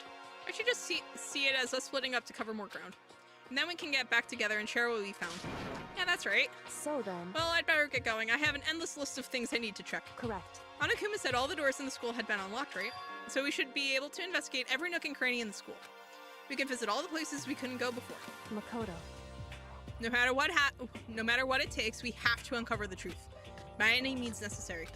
With that, Kyoko is gone. Leaving only me. I don't have time to waste either. I have to begin my search. I still can't believe the mastermind might be one of us. So that's what I have to prove. I'll prove that the mastermind isn't one of us. I'll expose the mastermind's true identity and solve the mystery of this school. And then we can all escape together. I guess I'll start by taking another look at Mukuro's Monokuma file. Due to the explosion, the victim's identity is unknown. They were, however, dead before the blast. The victim had been stabbed a single time with a knife, which went completely through the body.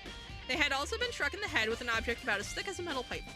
The body was covered with other wounds, but these were at least several days old. Once we find out who killed Mukuro Ikusabo, then we'll know who the mastermind is. So where should I start my investigation to figure out who killed her? I guess I should start with the rooms that were locked up until now. The headmaster's room, the bio lab, and the door in the data center with Monokuma's face on it. Oh, and the second floor of the dorms where the gate was down before, that should be open now, right? After that, I'll have to double check the areas that are connected to the murder, which means the garden and the dojo. Okay, time to get started. Oh my god. Places to check has been added to the truth bullet section of the handbook.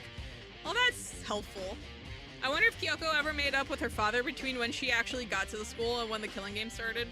She must have considering she's been in the school this long. Yeah, because they were here before the killing game started and then just promptly forgot. Alright, so we are here in the dorms. Might as well start with the second floor. The gate's open. We can finally check the second floor of the dorms, which means I have to do it. Just go. Good lord, this is the second floor of the dorms? It looks like some ancient ruins. Or, no, it's more like a battlefield, like a bomb blew up here or something.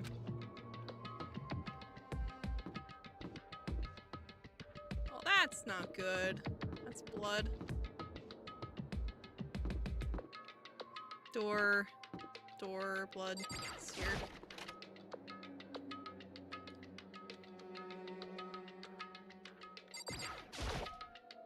I opened the door just a crack, glanced inside, and immediately closed it again.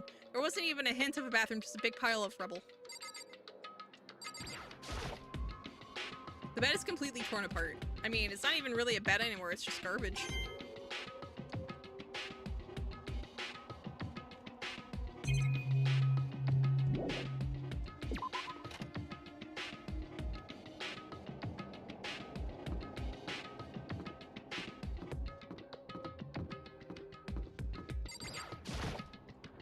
This is a girl's bathroom. Even in a place like this, I can't bring myself to go in. You know what?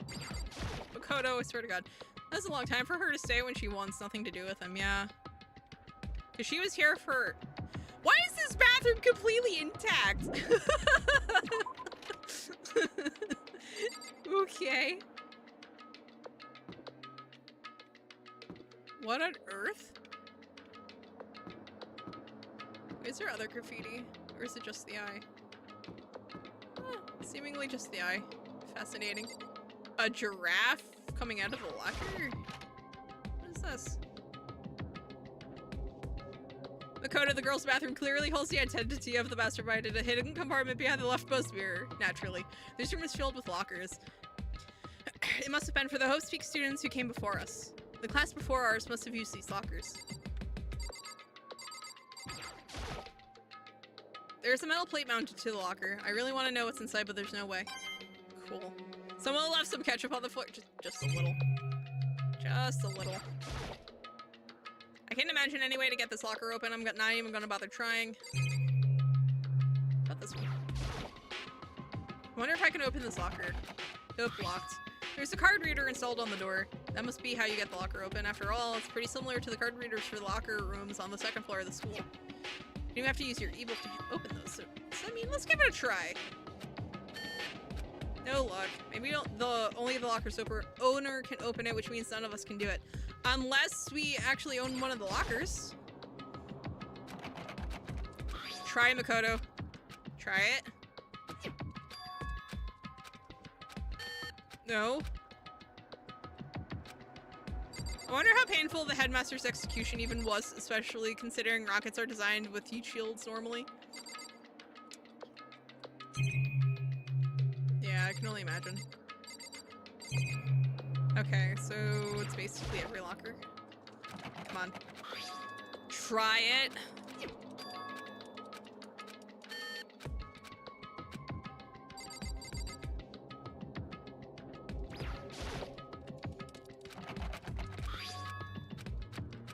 Come on, Makoto. One of these. How much you want to bet one of these is yours, Makoto? Come on. Plot twist. The ones that are, actually, more or less painful than Leon's, since Leon's eventually would stop hurting physically, yeah.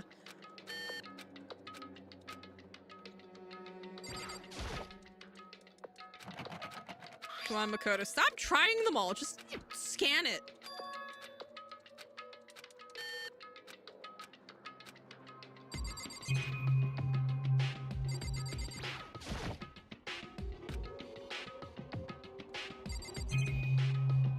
Alright. Why are some lockers bolted shut and some destroyed? So, my thinking was that the ones that were bolted shut were people who came before us. Well, either bolted shut or destroyed were people before us. And then we would have the other lockers, but seemingly no.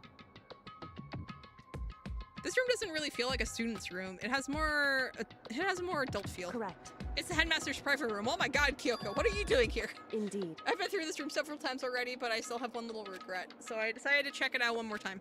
A regret? The closet.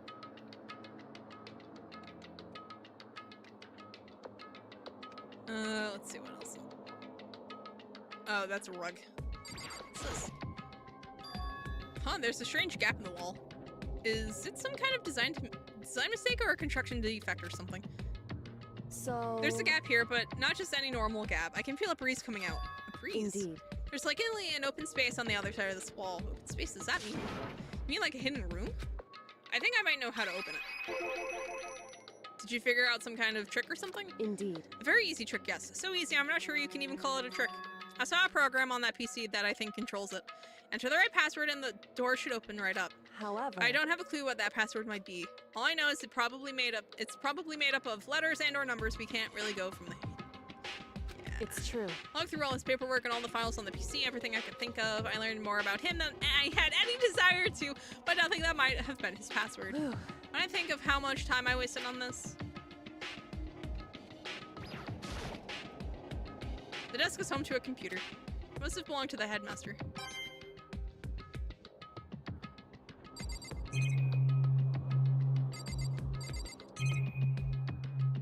The chair.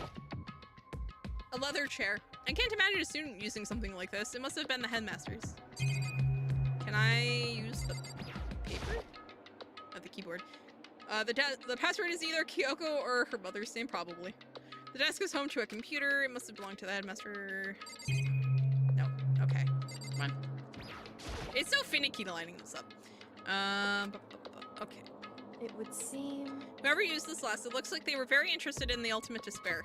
The PC still has some search results left on it. Then we might be able to get some info on the ultimate despair. However, There's not much though, nothing we don't already know. in other words, The ultimate despair isn't one individual, but instead points to some kind of group. That group is responsible for the tragedy which happened 1 year ago. They're the worst sorts of people whose driving force comes from despair. however, And that's all there is. Not much to it, is there? Now, if only Chihiro was still alive. Yeah. But I guess that's the best you could do as a complete Kirigiri failure. Oh my god.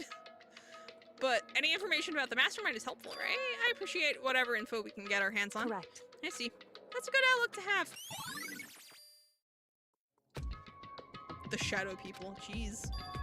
So there's a hidden room she couldn't get into. That's what she meant by regret. I think we can assume that there must be some kind of clue waiting in there. But maybe for her, there's more to it than that. Anyway, if we want to get in there, we need to figure out the password. And if Kyoko can't figure it out, no way do I stand a chance. No, wait, there might be a chance. The password could be something Kyoko wouldn't have thought of, or something she didn't want to think of. For example, what about your name? What? Huh? Oh, sorry, I was just trying to think of what the password might be. I'm sure she hasn't tried it. I mean, it's totally understandable. After the way she talked about her dad, the idea that he would use her name as his password. Knowing how she is, I bet the idea never even occurred to her. Do you mind if I try it, just to be sure? Well, It's not like you need my permission. If you want to try it, try it. Do whatever you want. Okay. You know, I'm glad I thought of trying Kyoko's name, but if that's not it, I might just hurt Kyoko even more. I was joking when I said the password is probably her name. Well, hey, if you're worried about me, Makoto, don't be. I already know that your guess is wrong, okay? In that case, here goes nothing. I collected myself and then turned to face the computer monitor. Let me just type the password here. I typed in her full name, Kyoko Kirigiri. My hands were tense, slightly trembling, and as I finished typing it in...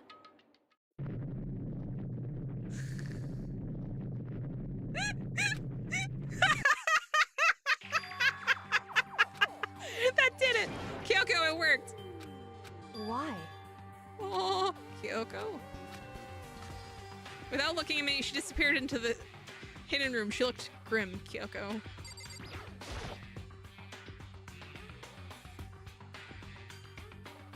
Hey, Kyoko. I may as well not have even been in the room. Her gaze was fixed on only one thing. A present? Wrapped and covered with such joy. That's what made it so unusual. Hi, Kokichi, how are you? Also, this is almost guaranteed to be a bomb. Just saying. I'd better check out this suspicious present before I do anything. Alright. Alright, chat, time to get blown up. There's a brightly colored box here. It seems totally out of place in here. The more I look at it, the more suspicious I get. Should we open it? I'm getting kind of a bad vibe from it, but I mean, we can't not open it. Okay. Makoto. Be careful, Makoto. Why do you think it's dangerous? No, not dangerous, but surprising probably.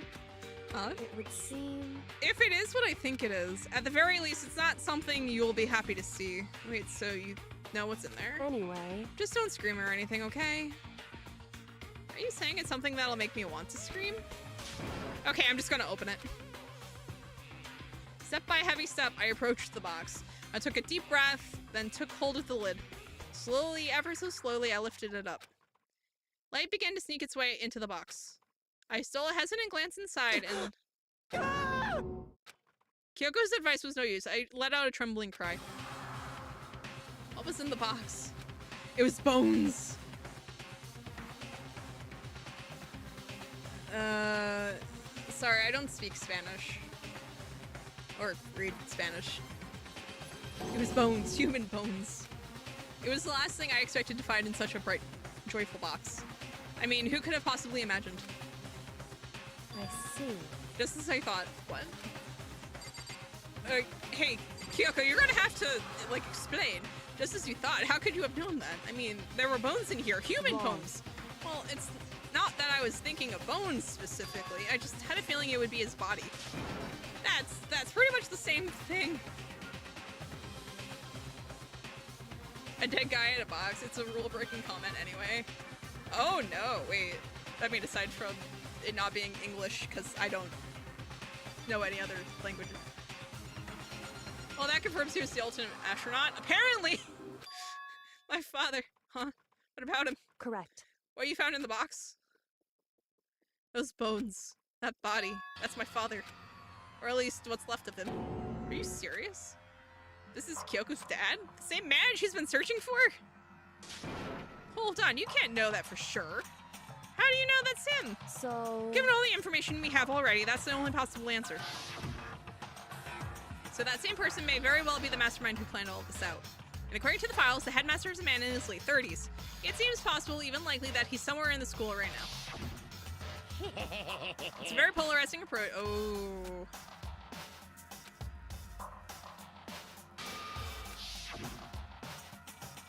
Also, Rico said that the headmaster was probably here in the school, but the only ones who were alive at the start of the killing game were us 16 students. When you put those two ideas together, it doesn't take much to assume that most likely my father was in the school, but he was also dead. That's my assumption anyway. As Kyoko explained her analysis, she was completely calm. Or, no, she wasn't calm. She was only trying to seem calm. She said it was just as she thought, so she knew it was a possibility. But I have to believe that at some point she wanted to be proven wrong, which is why she never looked in the box herself, even though she had plenty of chances. I know Kyoko said she wanted to see her father so she could cut off all ties, but was that all there was to it? I gave up some of that pride. In order to enter Hope's Peak, I had to reveal myself to the school. I didn't knowing it was something a true Kirigiri detective would never do. Would she really give up her pride just for that? I couldn't help but wonder.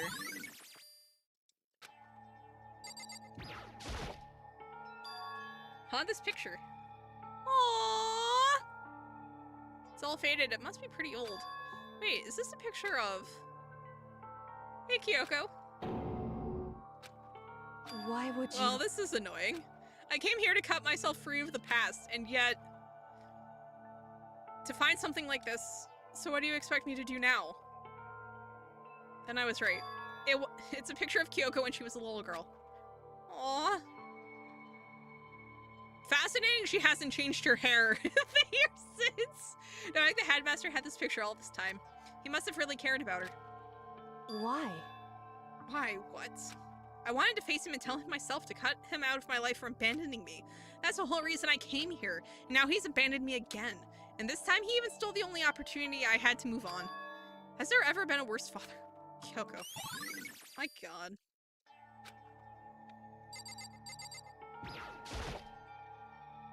The headmaster's desk. It's probably hiding some kind of clue, so I really want to check it out, but I really don't want to touch Kyoko's dad's desk without her permission. Hey. Don't worry about me. Feel free to look around as much as you'd like. Are you sure? Because... Never let anything get in the way of the investigation. I don't. Okay, then, if you don't mind. Starting from the top, I opened all the desk drawers and looked inside. I rummaged through each one, finding nothing but unrelated documents. But in the last drawer... Huh? Is this... It's an e-handbook, right? And it has a label on it that says in case of emergency. I'd found some kind of emergency handbook in the headmaster's desk. In other words... A handbook with no limitations given to the school's ultimate authority, the headmaster. I'm assuming that's what that is. I think you're probably right. It would seem... It might prove useful as we continue our investigation. Why don't you hold on to it? But Kyoko... I don't need it. If you don't want it, go ahead and leave it here. Then I guess I'll take it. Is it really okay? Oh, you know what? Let's try to get into those lockers again. Listen, Makoto. Huh? Can I ask you a favor? What is it? So... I know it's completely unreasonable to ask you this, and I know it'll only inconvenience you that much more, but... Hey, Could you leave? Huh? correct. Just for a little while. I'd just like to be alone for a bit. Kyoko, don't worry, I'm fine. I just need to calm down a little. I need Just to a second. get my emotions in order. This game really likes the word ultimate, yeah.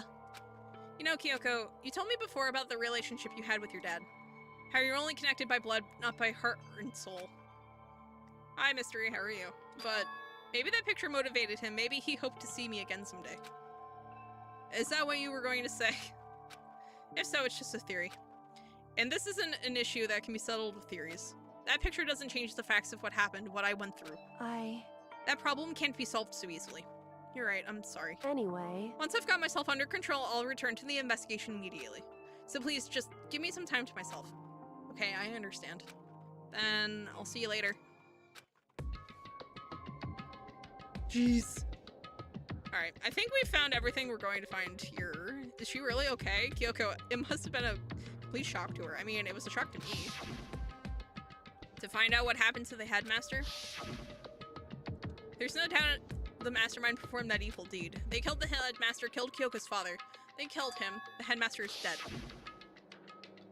The one leading the Hope's Peak staff, the one who finalized the plan to isolate you, was the Hope's Peak headmaster. So that same person may very well be the mastermind who planned all this out.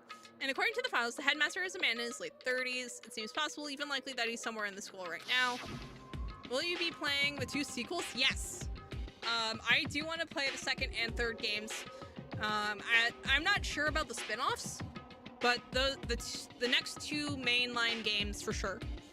That said, we are going to be like spacing them out, just because Danganronpa is a lot, just in general. So we'll probably be sneaking other games in there too. Like I have some Agatha Christie games I want to touch. I have some Sherlock Holmes games I want to touch. There are some other visual novels that we will be touching as well. So there's like a whole bunch. I want to do that Duck Detective game at some point. It's on my wish list. I haven't actually bought it yet, but I do want to do that at some point. Because it's cute and it's a duck that solves mysteries. How can I not play it? But yeah, so we'll be doing that eventually. But yeah, no, the other 2 Danganronpa mainline games are definitely on the list. It's a very killing game began with 16 students, and the only living people in the school are those 16 students. Well, at the start. 15 of us met in the male hall, and add Mukuro to the mix, and you get 16. And indulging me, only 6 of us are still alive. Oh, including me. Wow, I can't read. Everyone else is dead. Sayaka, Junko, Leon, Chihiro, Mondo. Those 2. Yeah, there's a lot of dead students, even Mukuro. Even she's undeniably dead.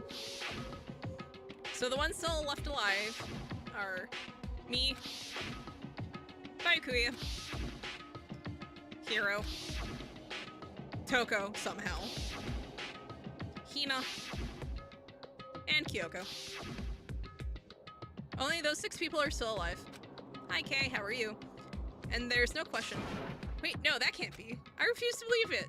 There has to be some other way. There just has to be. Okay, so now that we have the headmaster's handbook, I want to see if I can get those lockers open. I want to see if I can get the lockers open. And before I do that, and before we go poking around in the lockers, I'm going to go and get some water. I will be right back. Are you enjoying this game? I am.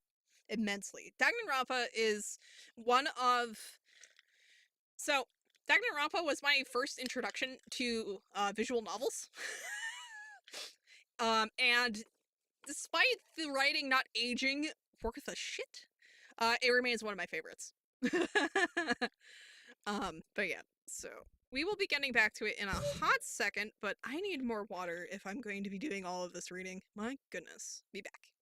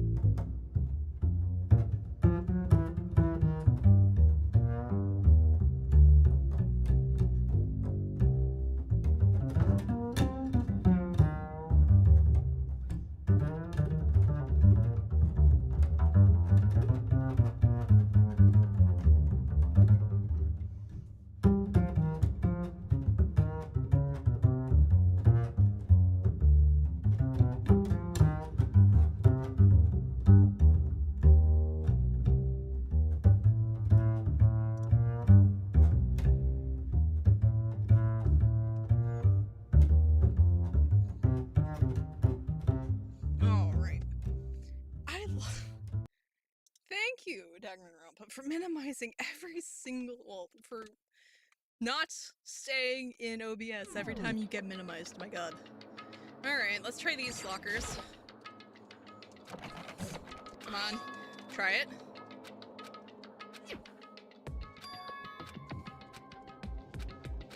Okay. Can I try it with the other? Yeah, I was gonna say, can I try the emergency one? What's inside? This locker is totally disorganized. Whoever it belongs to probably has organization problems in every part of their life. This looks like stuff, this looks like hero stuff. Excuse me, this is a crystal ball, not a crystal ball. No, it can't be. There's no way he ever used this locker, it's just not possible. There's all kinds of textbooks and notebooks stacked up in no particular order, and dust everywhere. I have to assume whoever stuff this is didn't do a lot of studying, not that I can really talk. Trying to act as casual and natural as possible, I picked up one of the notebooks I saw. Hi, Despair, how are you? Any sense of easiness I may have had evaporated. What? There was no denying what I saw. Inside the notebook was written Yashihiro Hakakure. Is this our Yasuhiro? The notebook also contained a large number of notes for a variety of different classes, which would mean he attended classes here. No, that can't be possible. I mean, Hiro came to the school at the same time as the rest of us, and we were all sucked into this evil world. We never had the chance to take any classes. So what is this notebook?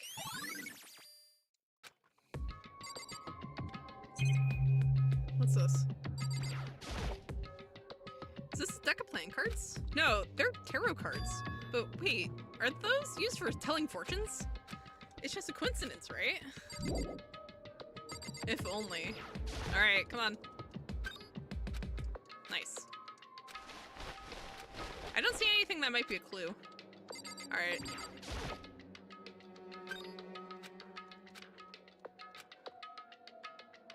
This thing is practically empty. Yeah, except for, what's this? There's just one thing, some kind of pocketbook. I don't see a name written on it, so I can't say for sure whose it is. But there's some writing inside. That could be important. I don't like violating the owner's privacy, but I'd better take a look. It looks like a girl's handwriting, and all the letters are spaced out evenly, like whoever wrote them was measuring them. Whoever wrote this must have been really meticulous. Huh? I was flipping through the pocketbook, but my hand froze when I got to a certain page. I saw something familiar written there, words I'd heard before. There's a plan to turn Hope's Peak into a shelter and isolate the students here in a communal life. I decided to talk to the one who came up with the plan directly. It just so happens to be the headmaster and my father. He was willing to give me some more details regarding the plan, and here's what he said. The point is to keep our student prodigies safe, to keep them as our hope for the future. Only their genius can overcome disaster, and only their hope can overcome despair. For the future of our country, our world, it's not an exaggeration to call this our final hope.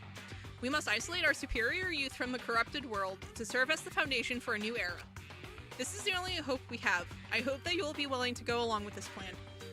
So that's what my father had to say to me. As usual, he made a selfish decision without consulting anyone else. I can't imagine a worse father.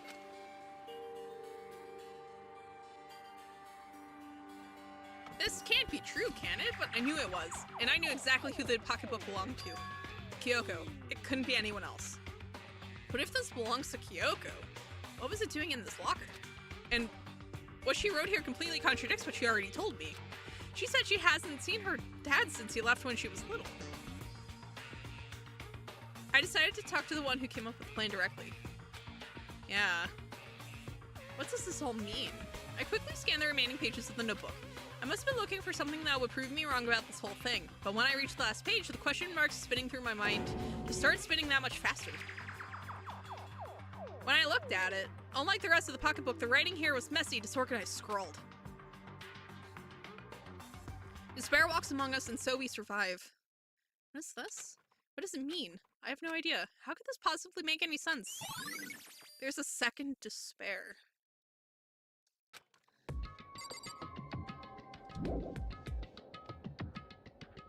But the more I see, the less it makes sense. Because these lockers, I mean, they had to belong to the previous students, right? So why am I seeing this? Why are there things in the lockers that look like they belong to people here? A notebook that seems like it belongs to Hiro, and a pocketbook that seems like it belongs to Kyoko. There has to be some kind of explanation. But if I want to find that out, I have to keep moving the investigation forward, and I have to believe in everyone. Tarot cards actually predate the French ones we use now. Yeah.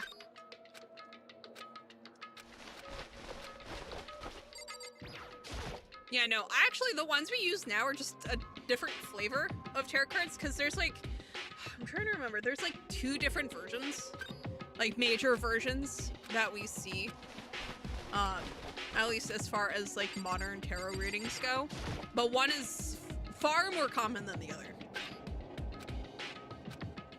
What's inside, anything? No. Alright. I just wanted to be thorough and check all of them. Alright, so I think that's everything for up here. Tarot cards had 14 pursued, French ones have 13. Ah. Well, actually... no, because you have the ace through...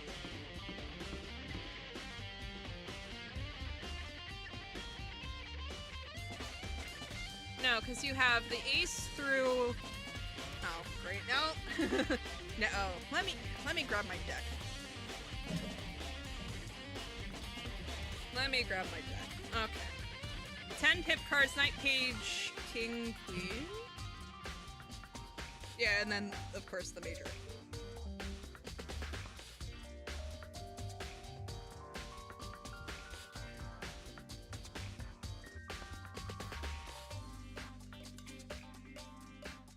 Oh, I forgot. These are D&D themed. Ah, that does not help me word the crap. That does not help me. Where's my other deck?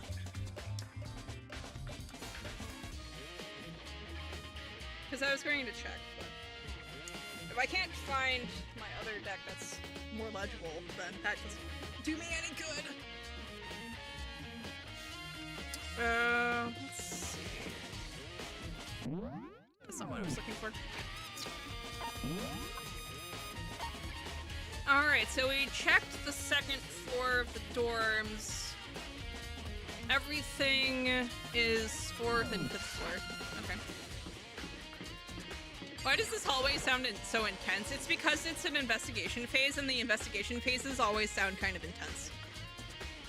Although I will say that the last investigation phase and this current one are probably the most intense of the set. I'm making a set of tarot cards. I have to research these extensively to get everything right.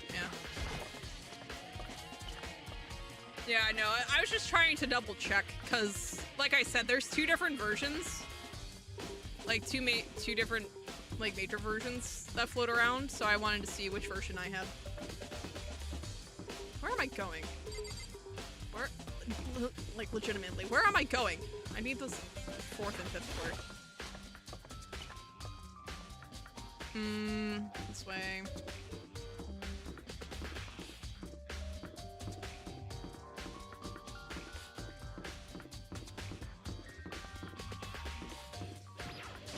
Yeah, no. The art, okay, so I will say the art on my D&D deck, very nice. But the entire set is rather impractical because instead of it being like the normal suits, it's like intelligent, like it uses like D&D stats. So you have like, you know, the page of strength or like the 2 of intelligence, and it's like, this is useless. This is the headmaster's room. I've heard an awful lot about it, but this will be my first time seeing it for myself. Ah, Makoto, it's you. Oh, Byakuya. Hi, bud.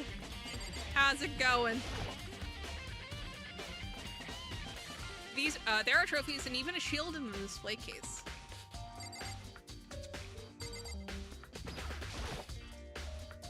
There are documents scattered all over the floor. Somehow it makes me feel anxious.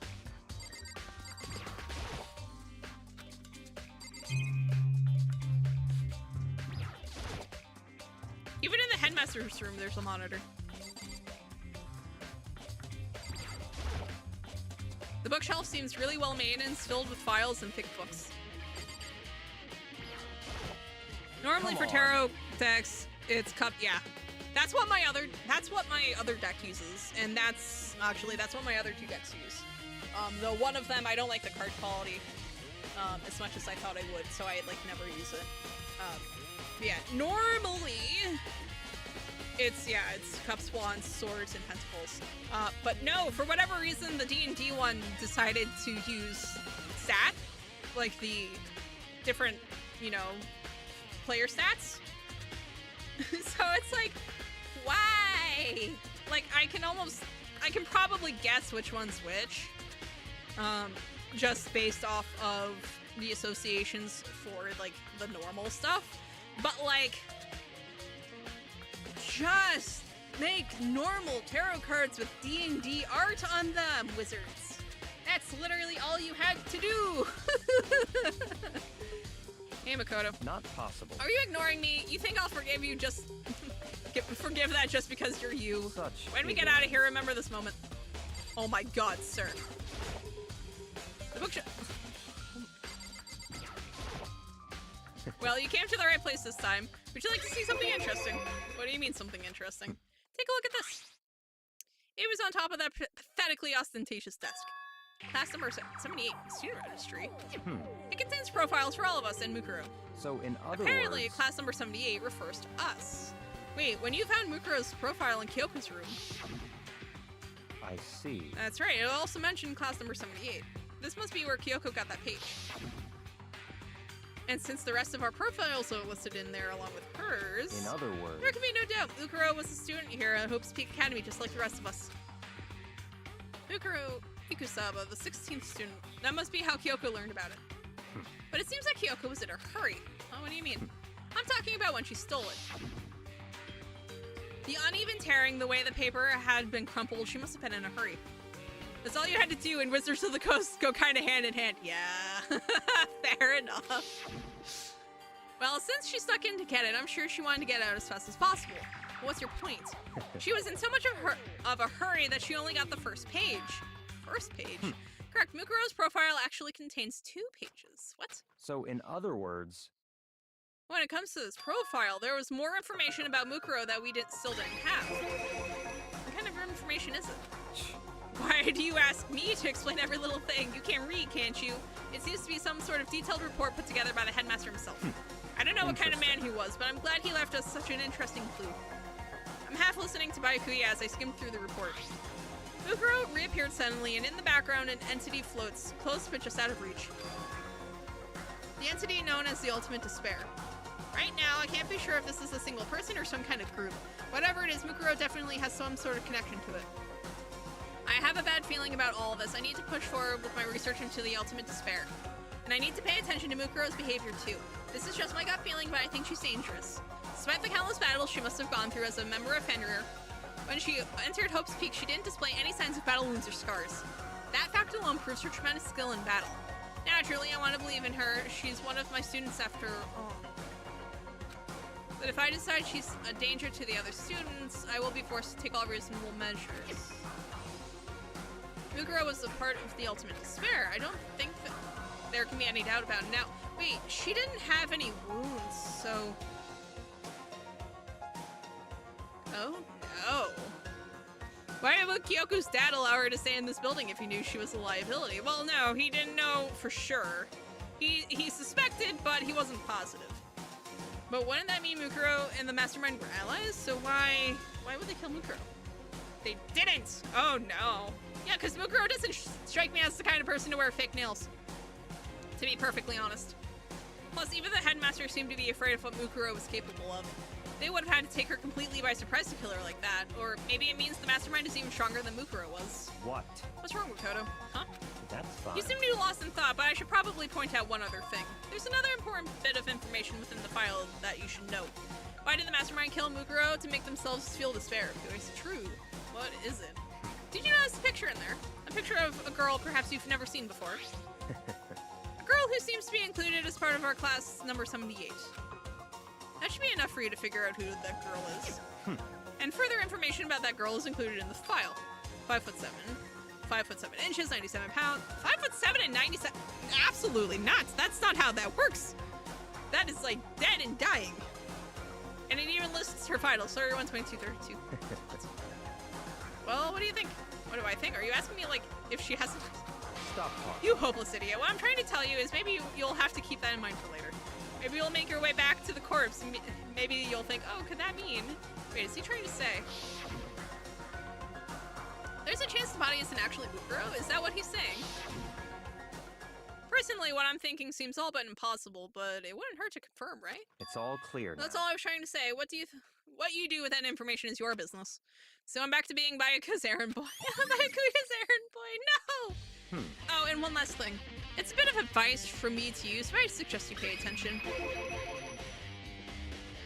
So, yeah, but the problem is that muscle has, like, weight to it. Like, muscle is very dense. So if you're 5'7" and shredded, you are going to be dense. So 5'7" and 97 pounds, that's like, that doesn't really work. The math isn't mathing. But then again, she is in high school, so like, you do get to cut her some slack there. But on the other hand, again, she's, you know, 5'7". In other 97 words, kilos? Ah, okay. Just what I think, call it a hunch. But my hunches tend to be proven right. The advice is free this time. Take it or don't, as you will. Oh, I missed his advice, because I was reading what you said. Mukuro was apparently a new student here at Hope's Peak, part of the Ultimate Despair. Her and the Mastermind shouldn't have been allies, so then why would the Mastermind kill her? Why weren't they friends?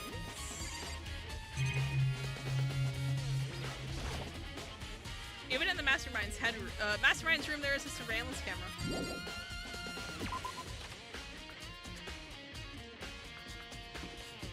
And while we're here, we are going to go to the data center to go to the Monokuma door. Hey, Makoto. Are you here to look around too? Is that what you're doing here? Yeah, I can't help but wonder about the Monokuma door. Yeah. So I figured if all the doors in school had been unlocked, that one should be open too, right? Although I couldn't bring myself to open it. I mean... Because it might explode, right? And that would really suck. So you open it. I'm sure she didn't mean it, but she made it sound like she was okay with me getting blown up. Okay, so I guess I'll open it. Ah, wait, let me take cover first. I don't want to get exploded. Now she notices it. How convenient. I know, right? Hina raced over to a nearby desk and hid underneath it. Okay, go ahead. Everything will be okay, right? All right, here goes nothing. I threw all my weight into it, but the door opened much easier than I expected.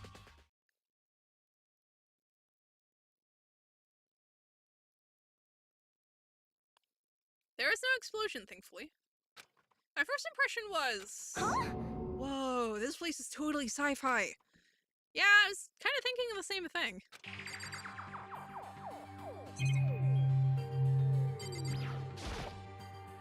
There's some kind of hatch on the floor, but right now I'm more concerned about that weird device. What the heck? I mean, every part of the school leaves a bad taste in my mouth, but Just a this second. place is like #1 gross. It's in a whole different league of creepy. What is this device? It looks like some kind of control panel. It's really over the top though, like some kind of military installation or something. Yeah, it kind of looks like a mech cockpit, right? Hifumi'd probably freak out if he saw it. Cockpit. So the Monokuma room has a control panel that looks like some kind of cockpit. What was this room used for before the Ultimate Despair took over? Good question. Then could that mean... Okay. All right, let's start poking at it or whatever. I'm gonna start pushing buttons. Hold on, you can't just or whatever, something like this. But it was too late. Hina was already jabbing away at the control panel. Huh? Did you hear that? Yeah, I think it came from the other room. Hina, what did you push? I'm not totally sure, but I think it was that one. The button that says Data Center. Data Center. I took a good look at the control panel and saw a bunch of buttons, each one with the name of a room next to it. And just like Hina said, there was one labeled Data Center. That must be the one she pushed. But the Data Center, that's right next door. The room where we were just in, that's where the strange noise came from. I'd probably better go check it out. Wait, that means that the weird noise that plays every single time Monokuma appears is an actual sound. They can actually hear it. Did I just hear what I think I heard? Is that Monokuma? Hey! Give me all your donuts. Is that you, Hina? What? Aw, man, busted. How did you know? Say what? Anyway, what is this? Some kind of remote control camera kind of setup? You don't even know what you're controlling? Hello. Well, I mean, I can't really see anything from in here. Found it. Ah, guess what I found? A self-destruct button. Whatever you do, don't push it. Too bad. Aw, man. Were you seriously gonna push it? Anyway, I guess that settles it. The room with the Monokuma drawing on it and the control panel inside controls the bear.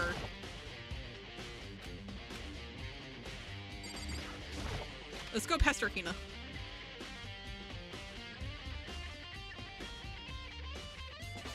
Whoa, hey Makoto, what the heck was that just now?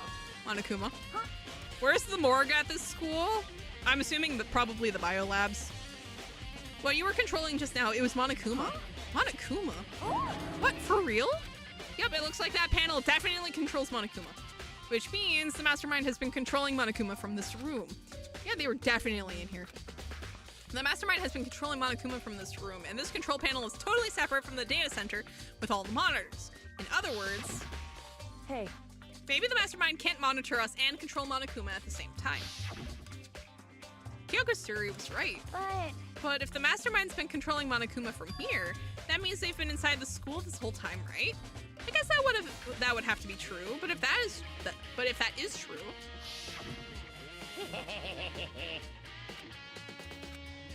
it goes back to it having to be one of the students. Then the mastermind Monokuma's puppeteer really is the 16th student? No, it can't be. There's no way, right? What's wrong with Kodo? I don't like that face you're making. Oh, no, it's nothing. Okay. What about you? Is everything okay? Oh, well, it's just... This is where the mastermind's been hiding, right? Who knows if they set up traps or something? I still haven't figured out what the hell Monokuma's eye is supposed to be as it is based off of the Hope's Peak emblem. It looks like a wing. So, But like a demon wing. You want to leave soon? There's still a lot of places to check out. Yeah, good point. We can't waste all our time standing around here. Okay, want to get going? Yeah. What's wrong with Hook? No, I wanted to check out the hatch. Fine. I was thinking a cartoonist pencil? Maybe. Click. As soon as the door to the data center was closed, I heard a strange sound. What was that? Ah, the door, it just locked on its own. What? My hand shot out to grab the doorknob. You're right, it's locked, but why? Of course it's locked, because the data center is now restricted. Monokuma? just a second. Hey, no fair, you can't just go around restricting whatever you feel like. Hey. It's for your benefit, because if that room stays open, I won't be able to move around. Imagine how depressed everyone would get if the school mascot just up and stopped moving. Then that room, Yep. as you may have guessed, that's where my controls are. So right now you're being operated by someone in that room. Yes, indeed. Correctamundo. The mastermind was in there with you and you didn't turn it over to find them? I know! Honestly, they were probably down the stupid hatch in the floor, but it wouldn't let us interact with it. Are you sure you were as thorough as you could have been? Did you happen to check a certain suspicious hatch? No. What did I just say? What did I just say? That was your one big chance and you blew it. Too bad. Of course, that hatch can't be opened from the outside anyway, so whatever. Now then, this room is officially restricted, so no more investigating. I'll be relying on you guys to tell the others. Peace. So, Theoretically, we still have the key to the data center, unless it got stolen. In fact, if you think back to when we got locked out of the control room, that proves it for sure. huh? Then when I said we should leave, well, that hatch couldn't be opened from the outside anyway, right? So it's not your fault. Sorry. Okay. Anyway, we don't have to let it get to us. We have to stay positive and make the most of the time we have left. All right. If there's one thing I'm good at, it's keeping my body moving. Okay. Okay, I'm gonna go run around and tell everyone what we found here. Nice, you've got me all motivated again. You got it. Okay, I'm out. See you later. Hina took off at a full sprint. And I have to do what I can too. That's the only way forward. Okay, that's everything on this floor. And then we have the dojo, bio lab, and the garden. It obviously could be open from outside. How else could what? Yeah, exactly. There's an argument to be made that the mastermind has like a remote control to open the hatch, but I prefer to think of it as a lie. Well, here I am in the bio lab. Oh, hey, look, it's the tarps. It's like I'm normally cold. I feel like I'm in a giant refrigerator. Seriously, why is it so cold? Oh, hey, look what we found. There's a stack of tarps here. I've been seeing a lot of those things lately. It's so cold. Why is it so cold in here? That's the first thing I need to figure out. There's some kind of weird machine or something built into the wall. They never explained what the room was before the mastermind took over the school. Yeah, it infuriates me. Yeah.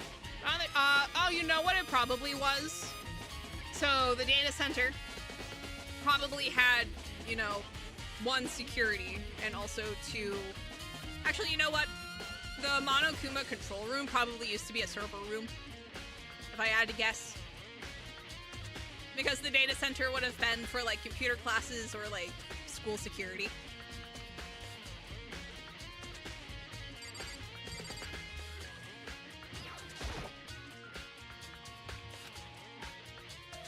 I think we're moving lights on the other side. 1, 2, 3, 4, 5, 6, 7, 8, 9. Wait, so... Wait, there's only 9 that... Wait, no, okay, so these are morgue lockers. There's only 9 lights. Where's the 10th? There's some... let's see, I've seen something like this before. Ah, that's it. I've seen this kind of thing in horror movies and stuff. I guess it makes sense why the biolab was locked. It would make the last trial too easy. Yeah. Does that mean the biolab is actually a morgue? I should probably take a closer look around. There's some kind of... The right-hand lights are off.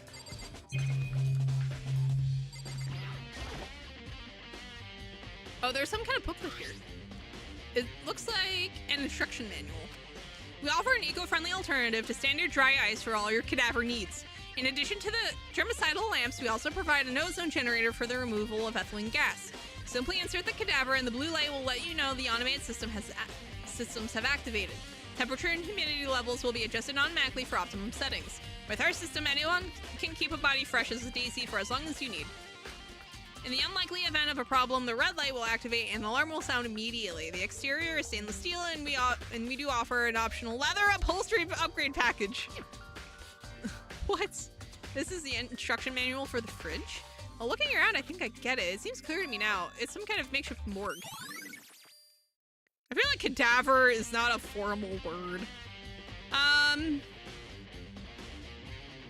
Cadaver? Well, it is. Because, at least for medical schools, you do work on cadavers, or used to. Nowadays, you probably have something better. And another one of the victims is, yeah, one of them is missing. I can't let my emotions take control right now. There's only one thing I can do for everyone who's died, and that's defeat the mastermind. And to do that, I have to continue my investigation. I don't have any other option. But yes, no, there's 1, 2, 3, 4, 5, 6, 7, 8, 9. There's 6 of us left, right? And there's 16 students. So why is one missing? Why is one missing?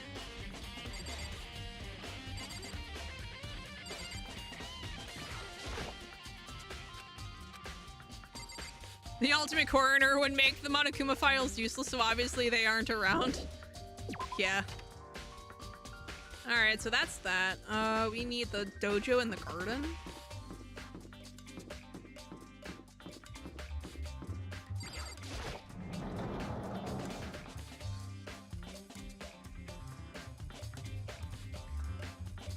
Oh, Toko, so this is where you were. What do you want? Am I so disgusting you want me how to recite? No, that's not it at all. I just thought maybe you found a clue. Well, I haven't. I didn't find anything, not one single clue.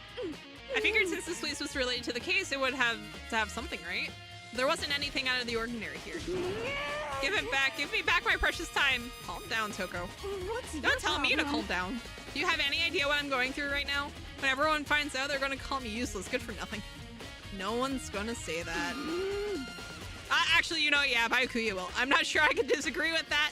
I don't want that. I'm sick of always being looked down on. Why won't anyone accept me? Because you're freaky.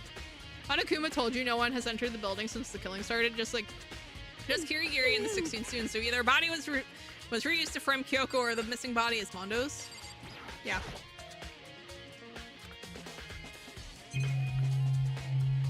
And I'm inclined to think that it was reused. Because I feel like they wouldn't... Yeah, no, like it just doesn't feel correct for Mondo to be the one missing. Why would they put a tin of butter in the morgue?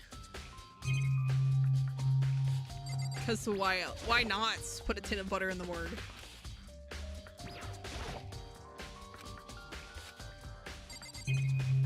Okay, so there just legitimately isn't anything here. Actually, you know what? Let's intentionally talk to Toko. I didn't think... Yeah. Alright, and then that leaves the garden, I think? They ate him. Oh my god, no! Huh? It's gone. Mukuro's body. It's not here. It's missing. Plot twist, the flower ate at her. The Monokuma flower is a tree. Does it really eat paper, plastic, and people? Well, I don't think it's related to the case, but keeping our distance. Better check out, just to be sure. Didn't find anything close to the dead body, but it's not here. Then it must be... Could it be in the biolab? But corpses aren't the only thing I need to check in here. There's one other thing. That tarp. Played a key role in the case, better look into it. Yeah. The killer used the tarp to keep the sprinklers from getting the body wet, which means the killer might have left some clue behind here. Huh?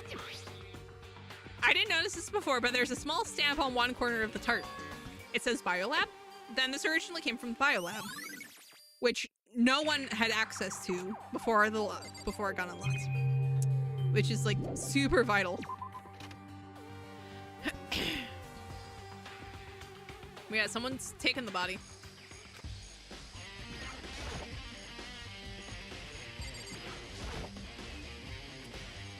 Still only 4.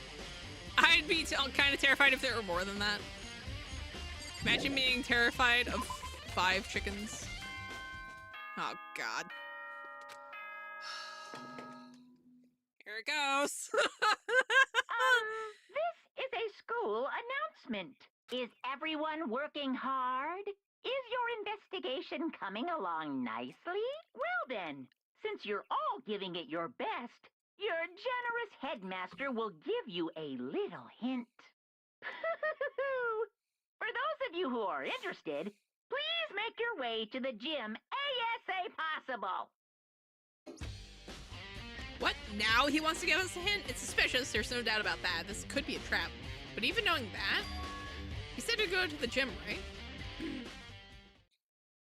It's worth looking into, just in case. Oh, hey, Hiro. Ah, Makoto. Why'd you act so surprised? Oh, no reason. You heard Monokuma's announcement, right? Are you here to find out what he has to say?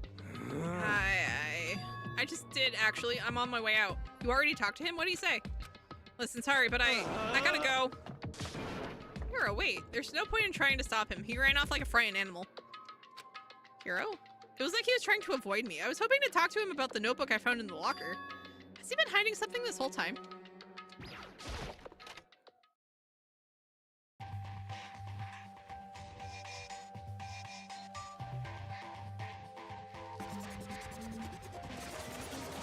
Alright, Monokuma, what you want?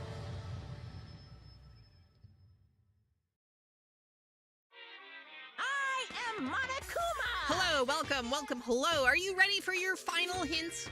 Well, it just so happens to be in the envelope on the ground in front of you. The envelope? This must be the envelope.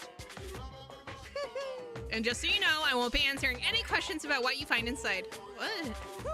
Don't worry, just get on with it. Monokuma's cryptic words didn't make me feel any better, but I picked up the envelope and opened it. What I found was a single photograph. Wait. Everyone who'd come to Hope's Peak at the same time as me. So, there's Mukuro over there, but why is Junko's face obscured? There's someone behind Sayaka. She's the only one I don't recognize. Wait, that's not true. I do recognize her. That's right. When Byakuya and I were in the headmaster's room and we looked at that file. Mukuro Ikusaba? Then this girl is... What? Why? Why is Mukuro here with everyone else? And even more than that, just having everyone here posed like this is weird enough by itself. And we're all wearing matching uniforms. I don't remember anything like this. And now that I'm looking at it, it's not even everyone. I'm not in the picture. I'm the only one not there. Yeah, Makoto's missing. Junko is obscured. And Mukuro is there. But I guess that makes sense. After all, I don't remember ever taking a picture like this. I went to junior high with Sayaka, but the first time I met everyone else was when I arrived here at Hope's Peak Academy. So it's natural for me not to be in this picture, but what's definitely unnatural is that everyone else is in the picture. It should be obvious that why one person is missing from every photo. Yeah, well, I was gonna say Makoto's probably taking the picture. To be perfectly honest. Could it be? Everyone else and just me? Everyone else? Everyone here except me is... How long are you going to keep up this rambling soliloquy of yours, Hamlet? What are you You're gonna kind of do? getting in the way standing there, you know? So, I mean, get out. But How strange. I told you I'm not fielding any questions. What kind of mystery would this be if I gave you all the answers? That would be totally out of left field. Oh.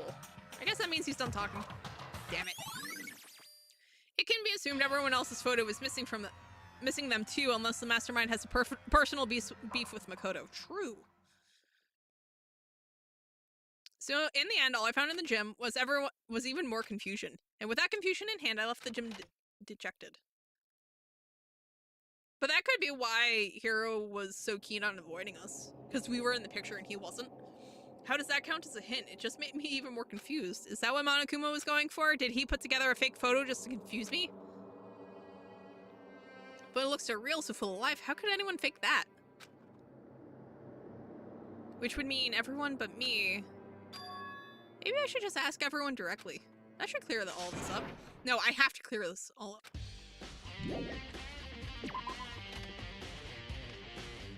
Alright, so where is everybody?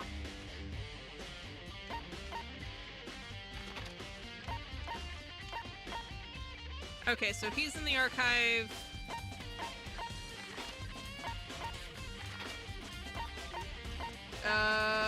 Garden, biolab. Where's Kyoko? Dining hall.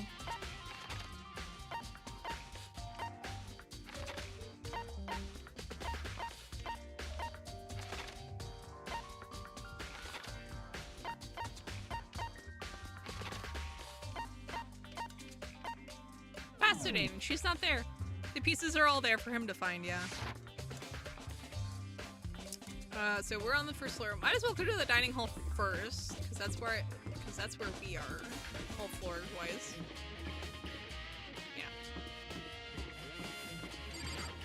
He has all the pieces to. How has he not put them all together? Well, because he's the ultimate average student. Like, he's not very bright, but he's also not, like, you know, super dumb either. Ayo, Hina! So this is where you've been hiding. Listen, I was hoping to talk to you. Koto? Sorry, gotta go.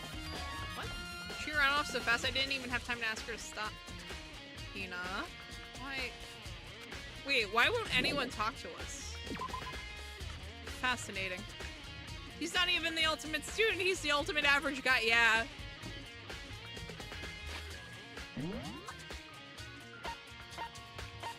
So she ran off. So making sure I'm not missing Kyoko anywhere. Okay, so second floor has Byakuya, and then everyone else is up on the 5th. Yeah, because he's in the garden, she's in the biolab.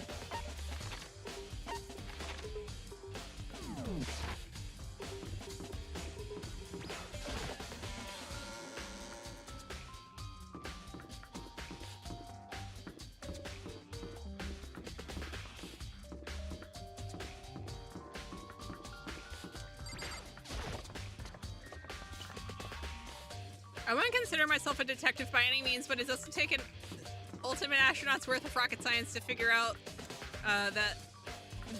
they had a life at the school before the killing game started. Yeah, but like also consider like they had their memories wiped, so they have no reason to actually believe that there was time. Like obviously they should with all of, like the pictures, but they're also dealing with someone that they can't really trust. So it's just as possible that all the photos are fake.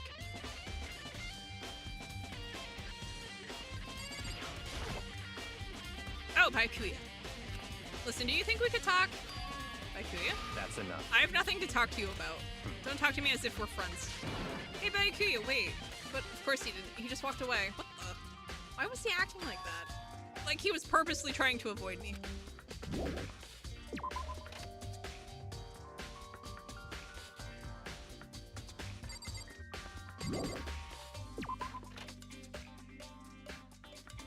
Okay. Stairs are over here, yeah. Monokuma told Makoto the previous 2 photos were not faked, and he has no reason to lie about that. Oh, true. But,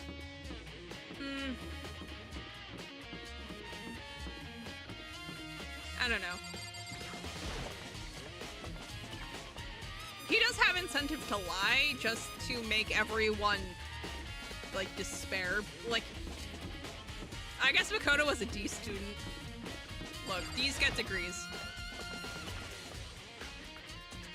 Alright, I guess we'll go to the garden first, because we need to check out the biolab in general.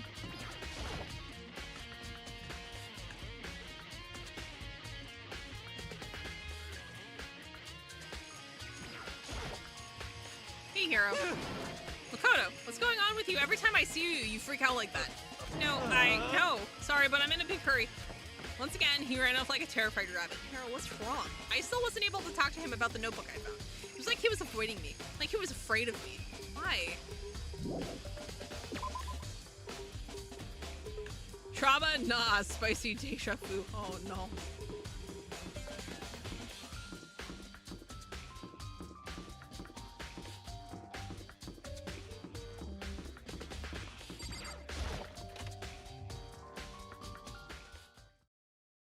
I decided to visit the biolab one more time, and the first thing I saw when I got there was her passed out again. Huh? Toko? Toko, are you okay? No, she's not dead, is she? Hero's always scared. He still thinks Makoto was a ghost. True. It's cold. It's super cold. It's so cold I think I might catch cold. If you keep taking naps in places like this, I'm sure you will. I see. What? I was asleep? Ah, I must have fainted again. I bet you were standing there staring at me again. Oh, shut up. No, I wasn't. Have you reached then that what? Okay. Why did you pass out? I don't know. Last thing I remember was me waking up just now. What did you do to Miss Morose? Oh, that's right. Your memory stops and starts each time you switch. Bingo bazinga. We share some basic knowledge, but our memories are very much separate. You SOB! And don't say like it's a bad thing, it's a blessing as far as I'm concerned. Because even if she forgets something, I totally remember. Yes!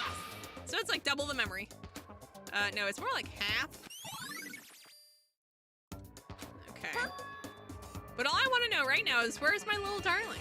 Tell me now or I'll slit your throat. I don't know. I'm sure Byakuya is around somewhere doing his own investigating. Yes. By himself? I assume so. I knew it. I totally knew it. I'm a total pro when it comes to all things Byakuya. Anyway, I gotta hurry. I can't even imagine how lonely you must be right now. Oh no. Toko shut off, her eerie laughter echoing behind her. I totally forgot to ask her about the picture. Well, there's no point asking Genocide Check anyway. Besides, I have more important things to do right now. Why did Toko faint? There's gotta be some reason for it. Also, why is this suddenly open? The fridge, it's open. But I'm sure they were all shut tight last time I was here. That must be why she passed out. Right. She faints so easily. Kyoko, Makoto. it's getting late, isn't it? Are you okay? It's a Indeed. miracle she survived this game at all, true. I'm sorry if I made you worry. No, you don't have to apologize. Listen, About this room. Oh yeah, it's a morgue. Yeah, I knew it. I suspected as much, and Toko must have looked inside the fridge, seen what was in there, and, well, there you have it. You knew she'd fainted? Indeed. I was on my way here when Genocide Jack came running past me. I assumed she must have sneezed, but once I got inside, the real reason became clear. It would seem... I imagine she came here to investigate, and when she opened the slot there, that's when she saw the body inside and dropped like a bag of rocks. Why's everything gotta be so difficult with her? Anyway, We should close it up. Don't want to leave it hanging open like that. Yeah, good idea. Makoto. Give me a hand with this. Kyoko approached the fridge, hands outstretched. But suddenly she stopped. What's wrong? Listen. Maybe we should wait a second before closing it, huh? How come? Because Mukuro's body is... Mukuro's corpse. Mukuro's body is inside the fridge? I see. Just like every other time, the Mastermind probably brought it up here while we were in the class trial. The Mastermind did it, because they assumed we wouldn't be doing the class trial over again, I guess. So... You may be right. Either way, now I can finally get a good look at the body. Oh, that's right. Kyoko didn't get a chance to check the body during the last investigation. Makoto. I need to do my own examination of the corpse as soon as possible. I'm going to find a clue this time, and I'm going to grab the Mastermind by the tail. Okay, so what should I do? So then... Why don't you just wait over there? I'll let you know as soon as I'm finished. Just wait over there, that's it? Okay, cool. Been through all that. You know, I think I've seen this harp somewhere before. How I thought Genocide Jack hit her sisters, but couldn't find... I'm sorry, she what? You know, I had a stamp on it as some biolab. And that's the sharp that was used to help camouflage the murder in the garden. And at some point, someone got it from the biolab and took it over there.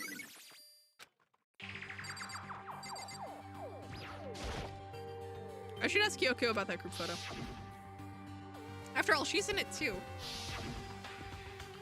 Don't let me interrupt your investigation, but I wanted to talk to you about something. What is it? It's about the announcement Monokuma made earlier. You mean the one about a hint or something? I didn't take him up on the offer. Oh, why not? Because... The only reason he'd give us a hint at this point would be to confuse us, to cloud our judgment. I can solve this mystery on my own, without whatever hints he may have to offer. If that's what I vaguely remember hearing in a playthrough in the past, but can't remember when fair.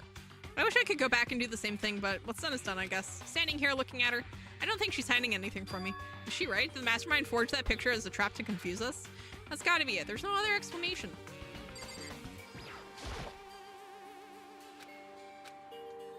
I can't look inside. No! I just wanna hear about the corpse. Because...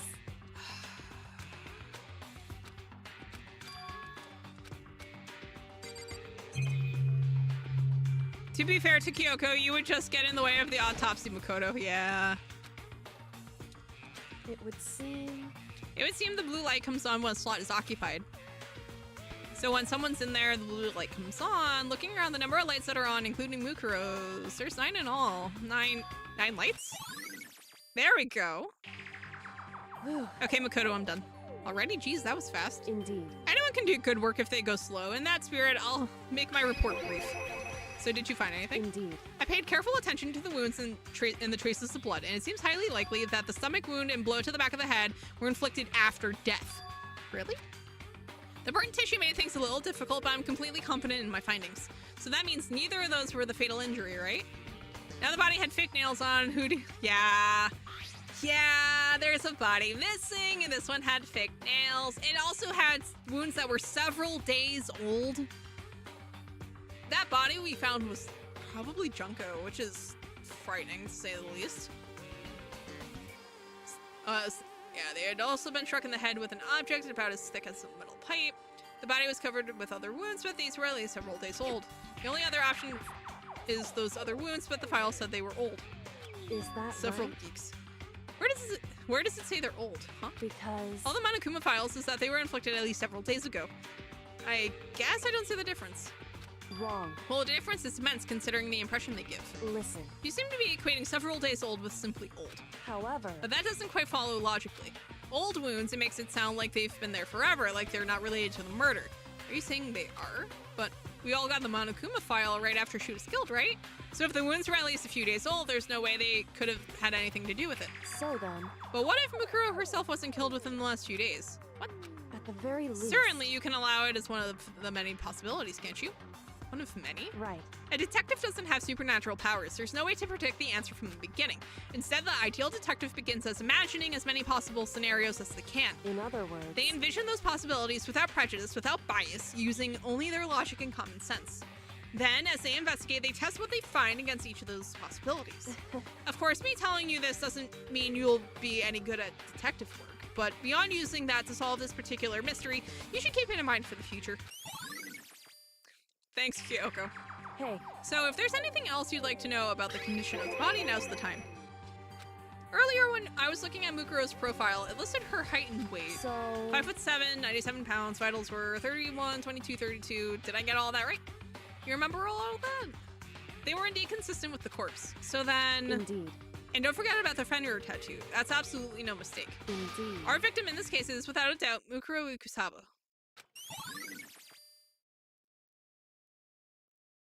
Okay, so... Mukuro was likely the one impaled 13 times by Monokuma based on the other Norse ties. Meaning you have yet to meet the So real then- Junko. Yeah. This was a fraud!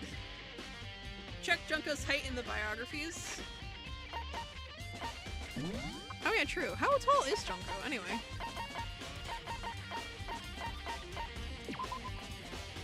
Oh yeah, no. 5'7", 97, 31 inches. In vitalities, apparently. Well, well, well, what do we have here?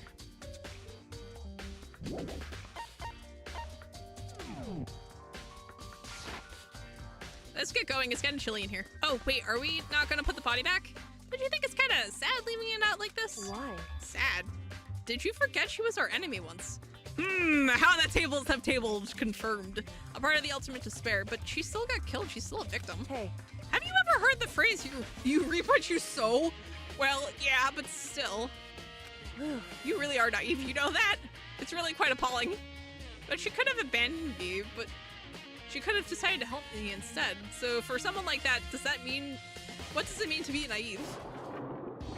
so then, I think we've done all we can do here. Back to our separate investigations, yes? Ah, hold on. I still have one more thing to do. Something I need to talk to Kyoko about. I need to ask her about the pocketbook I found in that locker. If I don't do it now... Hey, Kyoko. I did have one last thing. I know I shouldn't, but I feel like I have to ask. what? So Mukuro said, why me? This wasn't supposed to be when she died. How is she connected to the real Junko? What? Partners in crime. So, What do you mean? Well, you know all those lockers on the second floor of the dorms? indeed. I do, yes. But to get into any of the lockers, you'd need a handbook. You need the handbook of whoever the locker belongs to. Actually, I managed to get them open using that emergency handbook. I see. The one you found in the headmaster's hidden room. And? So, did you find anything worthwhile in the lockers? I found a pocketbook, and after looking through it, I think it must be your pocketbook. Why is that? What makes you say that? Because... Like I said, only the locker's owner should be able to get into it, right? I can't imagine those lockers belonging to any of us. After all, we only got access to that area just recently. What I'm saying is there's no way I could have had access to any of those lockers. And if I did have a pocketbook, why would I bother putting it in a locker? Everything you just said makes perfect sense, but there was something written inside. It was about the headmaster, about your father. What? If that's true... Could that mean that video is real too? Video? Makoto. I think everything is finally starting to fit together to reveal a cohesive picture. Although, I'm afraid that picture might be worse than anything we could have imagined. What are you talking about? I need to go investigate those lockers right now. I need to confirm what you just said with my own two eyes. Oh, let me give you the headmaster's handbook. That way you can... So... That won't be necessary. If I'm right about this, I shouldn't have any problem opening the locker with my own handbook. After all, it would seem that it's my locker. Oh, the video Kyoko saw was her father's Makoto. execution. Oof. Suffering. Urgent interviews. says class number 78 urgent interviews. So, I found it in that hidden room after you left. anyway. I don't have time to explain exactly what I think it means, so just watch it and see for yourself. I think you'll realize exactly what it means. You'll understand why you found my pocketbook in a place none of us have ever seen before. None of this makes sense right now, but I guess that means there's some important clue on this DVD. Interview DVD has been added to the truth box. Makoto. Oh, and now it's my turn. Do you have a second to listen to me ramble? Ramble? In other words, So as it turns out, the arrangements I'd made didn't stick. What I mean is, I'm less and less sure of everything, even my own feelings. You're talking about your dad, right? I can never find the answers to the questions I wanted to ask for the rest of my life, and all because of the mastermind. however, But there's one thing I am sure of. When it comes to the mastermind, there's no room in my heart for forgiveness. I swore to destroy the mastermind. This is just one more reason to follow through on that. Kyoko's eyes burned with the fire of determination. The determination to defeat the mastermind. It's strange to be confronted with his death and suddenly feel this way. I couldn't care less if my father had found happiness. why? So why does it bother me so much to know how he suffered? It's ridiculous. There's just no understanding it, I guess. She let out a small laugh as she said it, but her smile was filled with sorrow. Whew. So that's it for my rambling. There's still so much to do before I can consider my task complete. Yeah, you're right. Hey, But keep this in mind. There is only ever one absolute truth. Whether that truth serves justice or suffering, whether it's the greatest truth or the worst. What do you mean? Makoto. Even if the truth you uncover is filled with hopelessness, you still can't give up hope. Absolutely not, because all I can do is keep moving forward. That's pretty much all I'm good at, you know? Indeed. Sorry if that was strange. So then, Anyway, I need to get going. I'll see you at the class trial. Leaving behind that final farewell, Kyoko was gone. I better get going myself. I got that DVD from Kyoko. I should head to the AV room to check it out. Kyoko said something about hopeless truth, but no matter what happens, I won't lose hope. Even if it's the worst truth in the world, I can't afford to lose. Oh my god.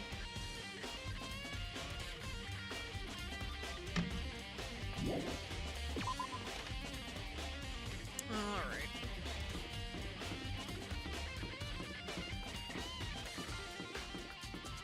To the AV room.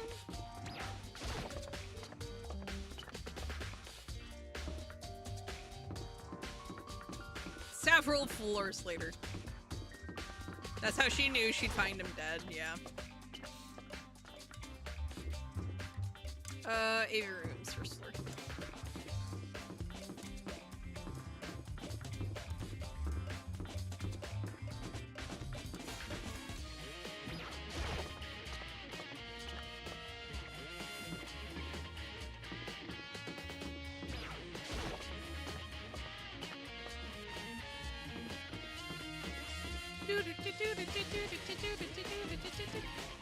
There it is.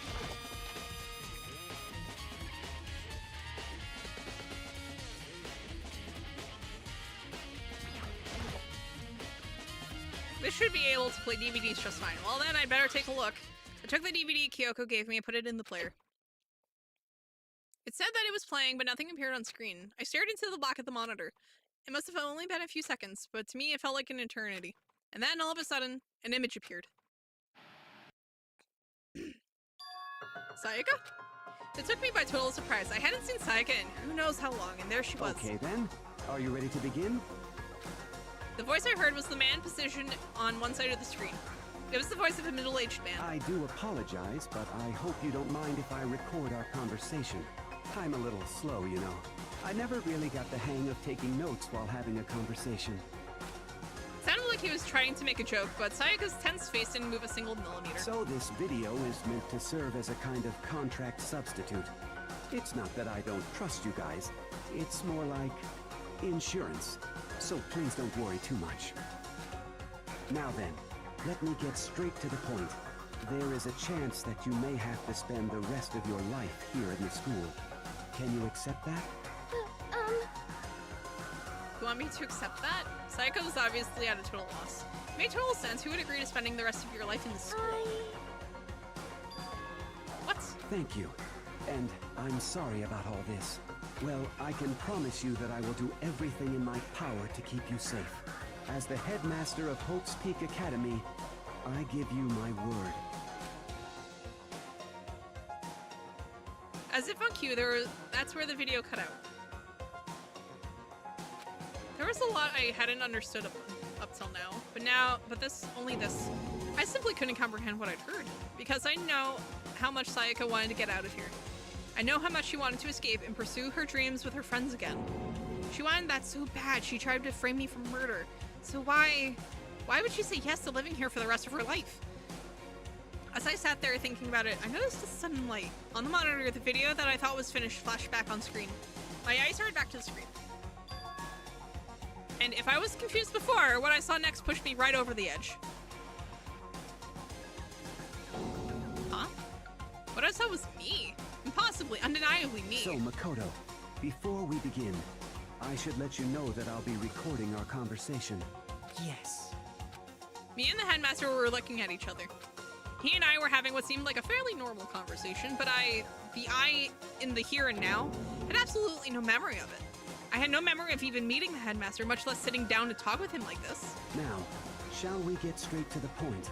Makoto, there's a chance you may have to spend the rest of your life here in the school. Can you accept that? Yes. This can't be real. I said yes. I'm sorry I'm putting you through all this.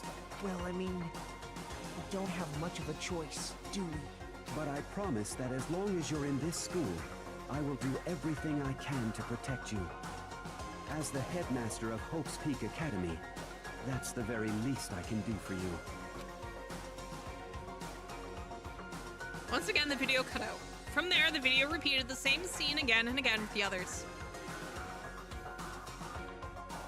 Byakuya. Toko. Hina. Everyone. They all said that they agreed to live in the school forever. And then... Kyoko. Her interview with him had been recorded just as clearly. Without a doubt, she had met him. She'd sat down with the headmaster of Hope's Peak Academy, her father. And when he asked her his question, she answered the same as everyone else. She accepted a life within the school. Just as Kyoko's interview was wrapping up, the monitor suddenly went black. Huh? It wasn't just the monitor. The DVD player itself had apparently turned off, which of course meant that the DVD wasn't playing anymore. What the heck just happened? Say what? Oopsie! Looks like it broke. Out of service. What? It just so happened to break just now? Too bad. Now then, when? Doesn't matter. Failure can trick anywhere, anytime. That's what failure is, right? Failure, yes, you cut the power on purpose. Well, whatever. Even if I watched the whole thing, it'd just be more of the same. He'd ask them the question and they'd all say yes. I couldn't help myself. I let out a huge exasperated sigh, but as I did, I remembered something. That's right. I fainted too, and when I woke up, I noticed a strange feeling of separation within myself, a disconnect. It would seem... Thinking back on it now, at that point my memory was gone. At that time, I'd forgotten. I couldn't remember why I'd come to the school, and I couldn't remember what my ultimate ability was. But what would make you forget all that? Hey. Strange, isn't it? It's hard to imagine it happened by chance. It seems much too convenient. Convenient outcome. Something that seemed to obviously work in favor of the mastermind. So does that mean I've lost my memory too? What about the others? Have we all forgotten? Or... Oh, there it goes. Oh, Lord. For anything that has a start, there has to be an end. And if the end comes, then that means it's time for a fresh start. There is no night that doesn't have a dawn. Although that dawn is totally pitch black, there is no storm that won't eventually end. Of course, then that leads to drought. But as I said, every end is a promise. The next of a recording new was Junko or beginning, Mikuro, which that's is why why I I'm didn't sure oh, we'll get to absolutely meet guaranteed. again, because the end is only the beginning. Anyway, let's get started. The beginning of the end of the class trial. Everyone gather once again at you know where. This is going to be a long class trial too. Do I want to save that for Monday? Do we want to end early so we can have the entirety of Monday stream to do it? The last time Hope and Despair are on the line. I don't have a choice, I have to do this. Okay then. This is the end. because I don't know how long this trial is going to be, and so Junko is clearly the mastermind, so all the information points to that. Yeah. All right. But yeah, so I don't know how long this trial is going to be, and if it's anything like the other one, my God, I'm inclined to save it for Monday. Wonder what she had to gain from causing everyone despair. Her own joy and fulfillment, presumably. But yeah, no, honestly, I'm inclined to save this for Monday. So, no, that's not what I wanted. Here. All right.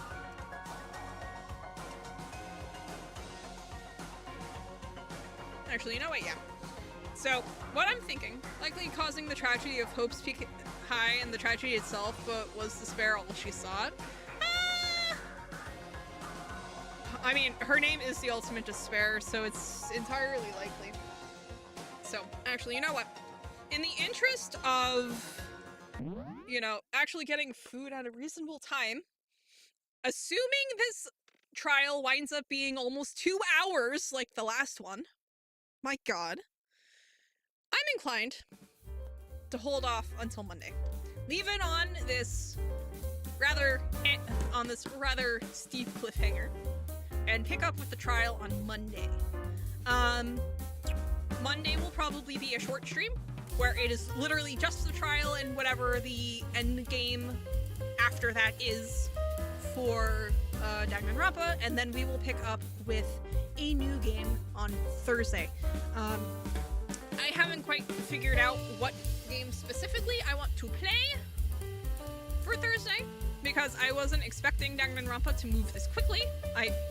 Honestly, that's my bad. I should have expected that for an endgame like this. But I wonder if Mr. Kirigiri knew Junko was the true ultimate despair. Good question. But yeah, so we are going to end it early today, just so we have plenty of time. The next 2 games are much longer, I think. That's fine. I'm not really concerned about the length, to be perfectly honest. It's the only reason we're ending early today is because given that this is the last trial, I really do not want to overflow for like another 2 hours again. Overflow by another like 40 minutes again, because I'd like to actually like eat food at a normal person hour.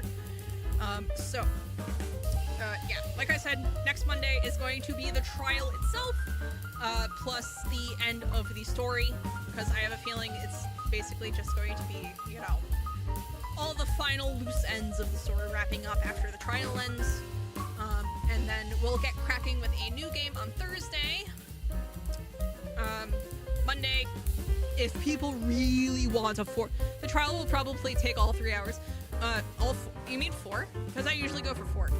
But yeah, no, if it's going to be like a 3 to 4 hour trial, then I am yeah. Having a stream dedicated to just the trial is probably going to be a good idea.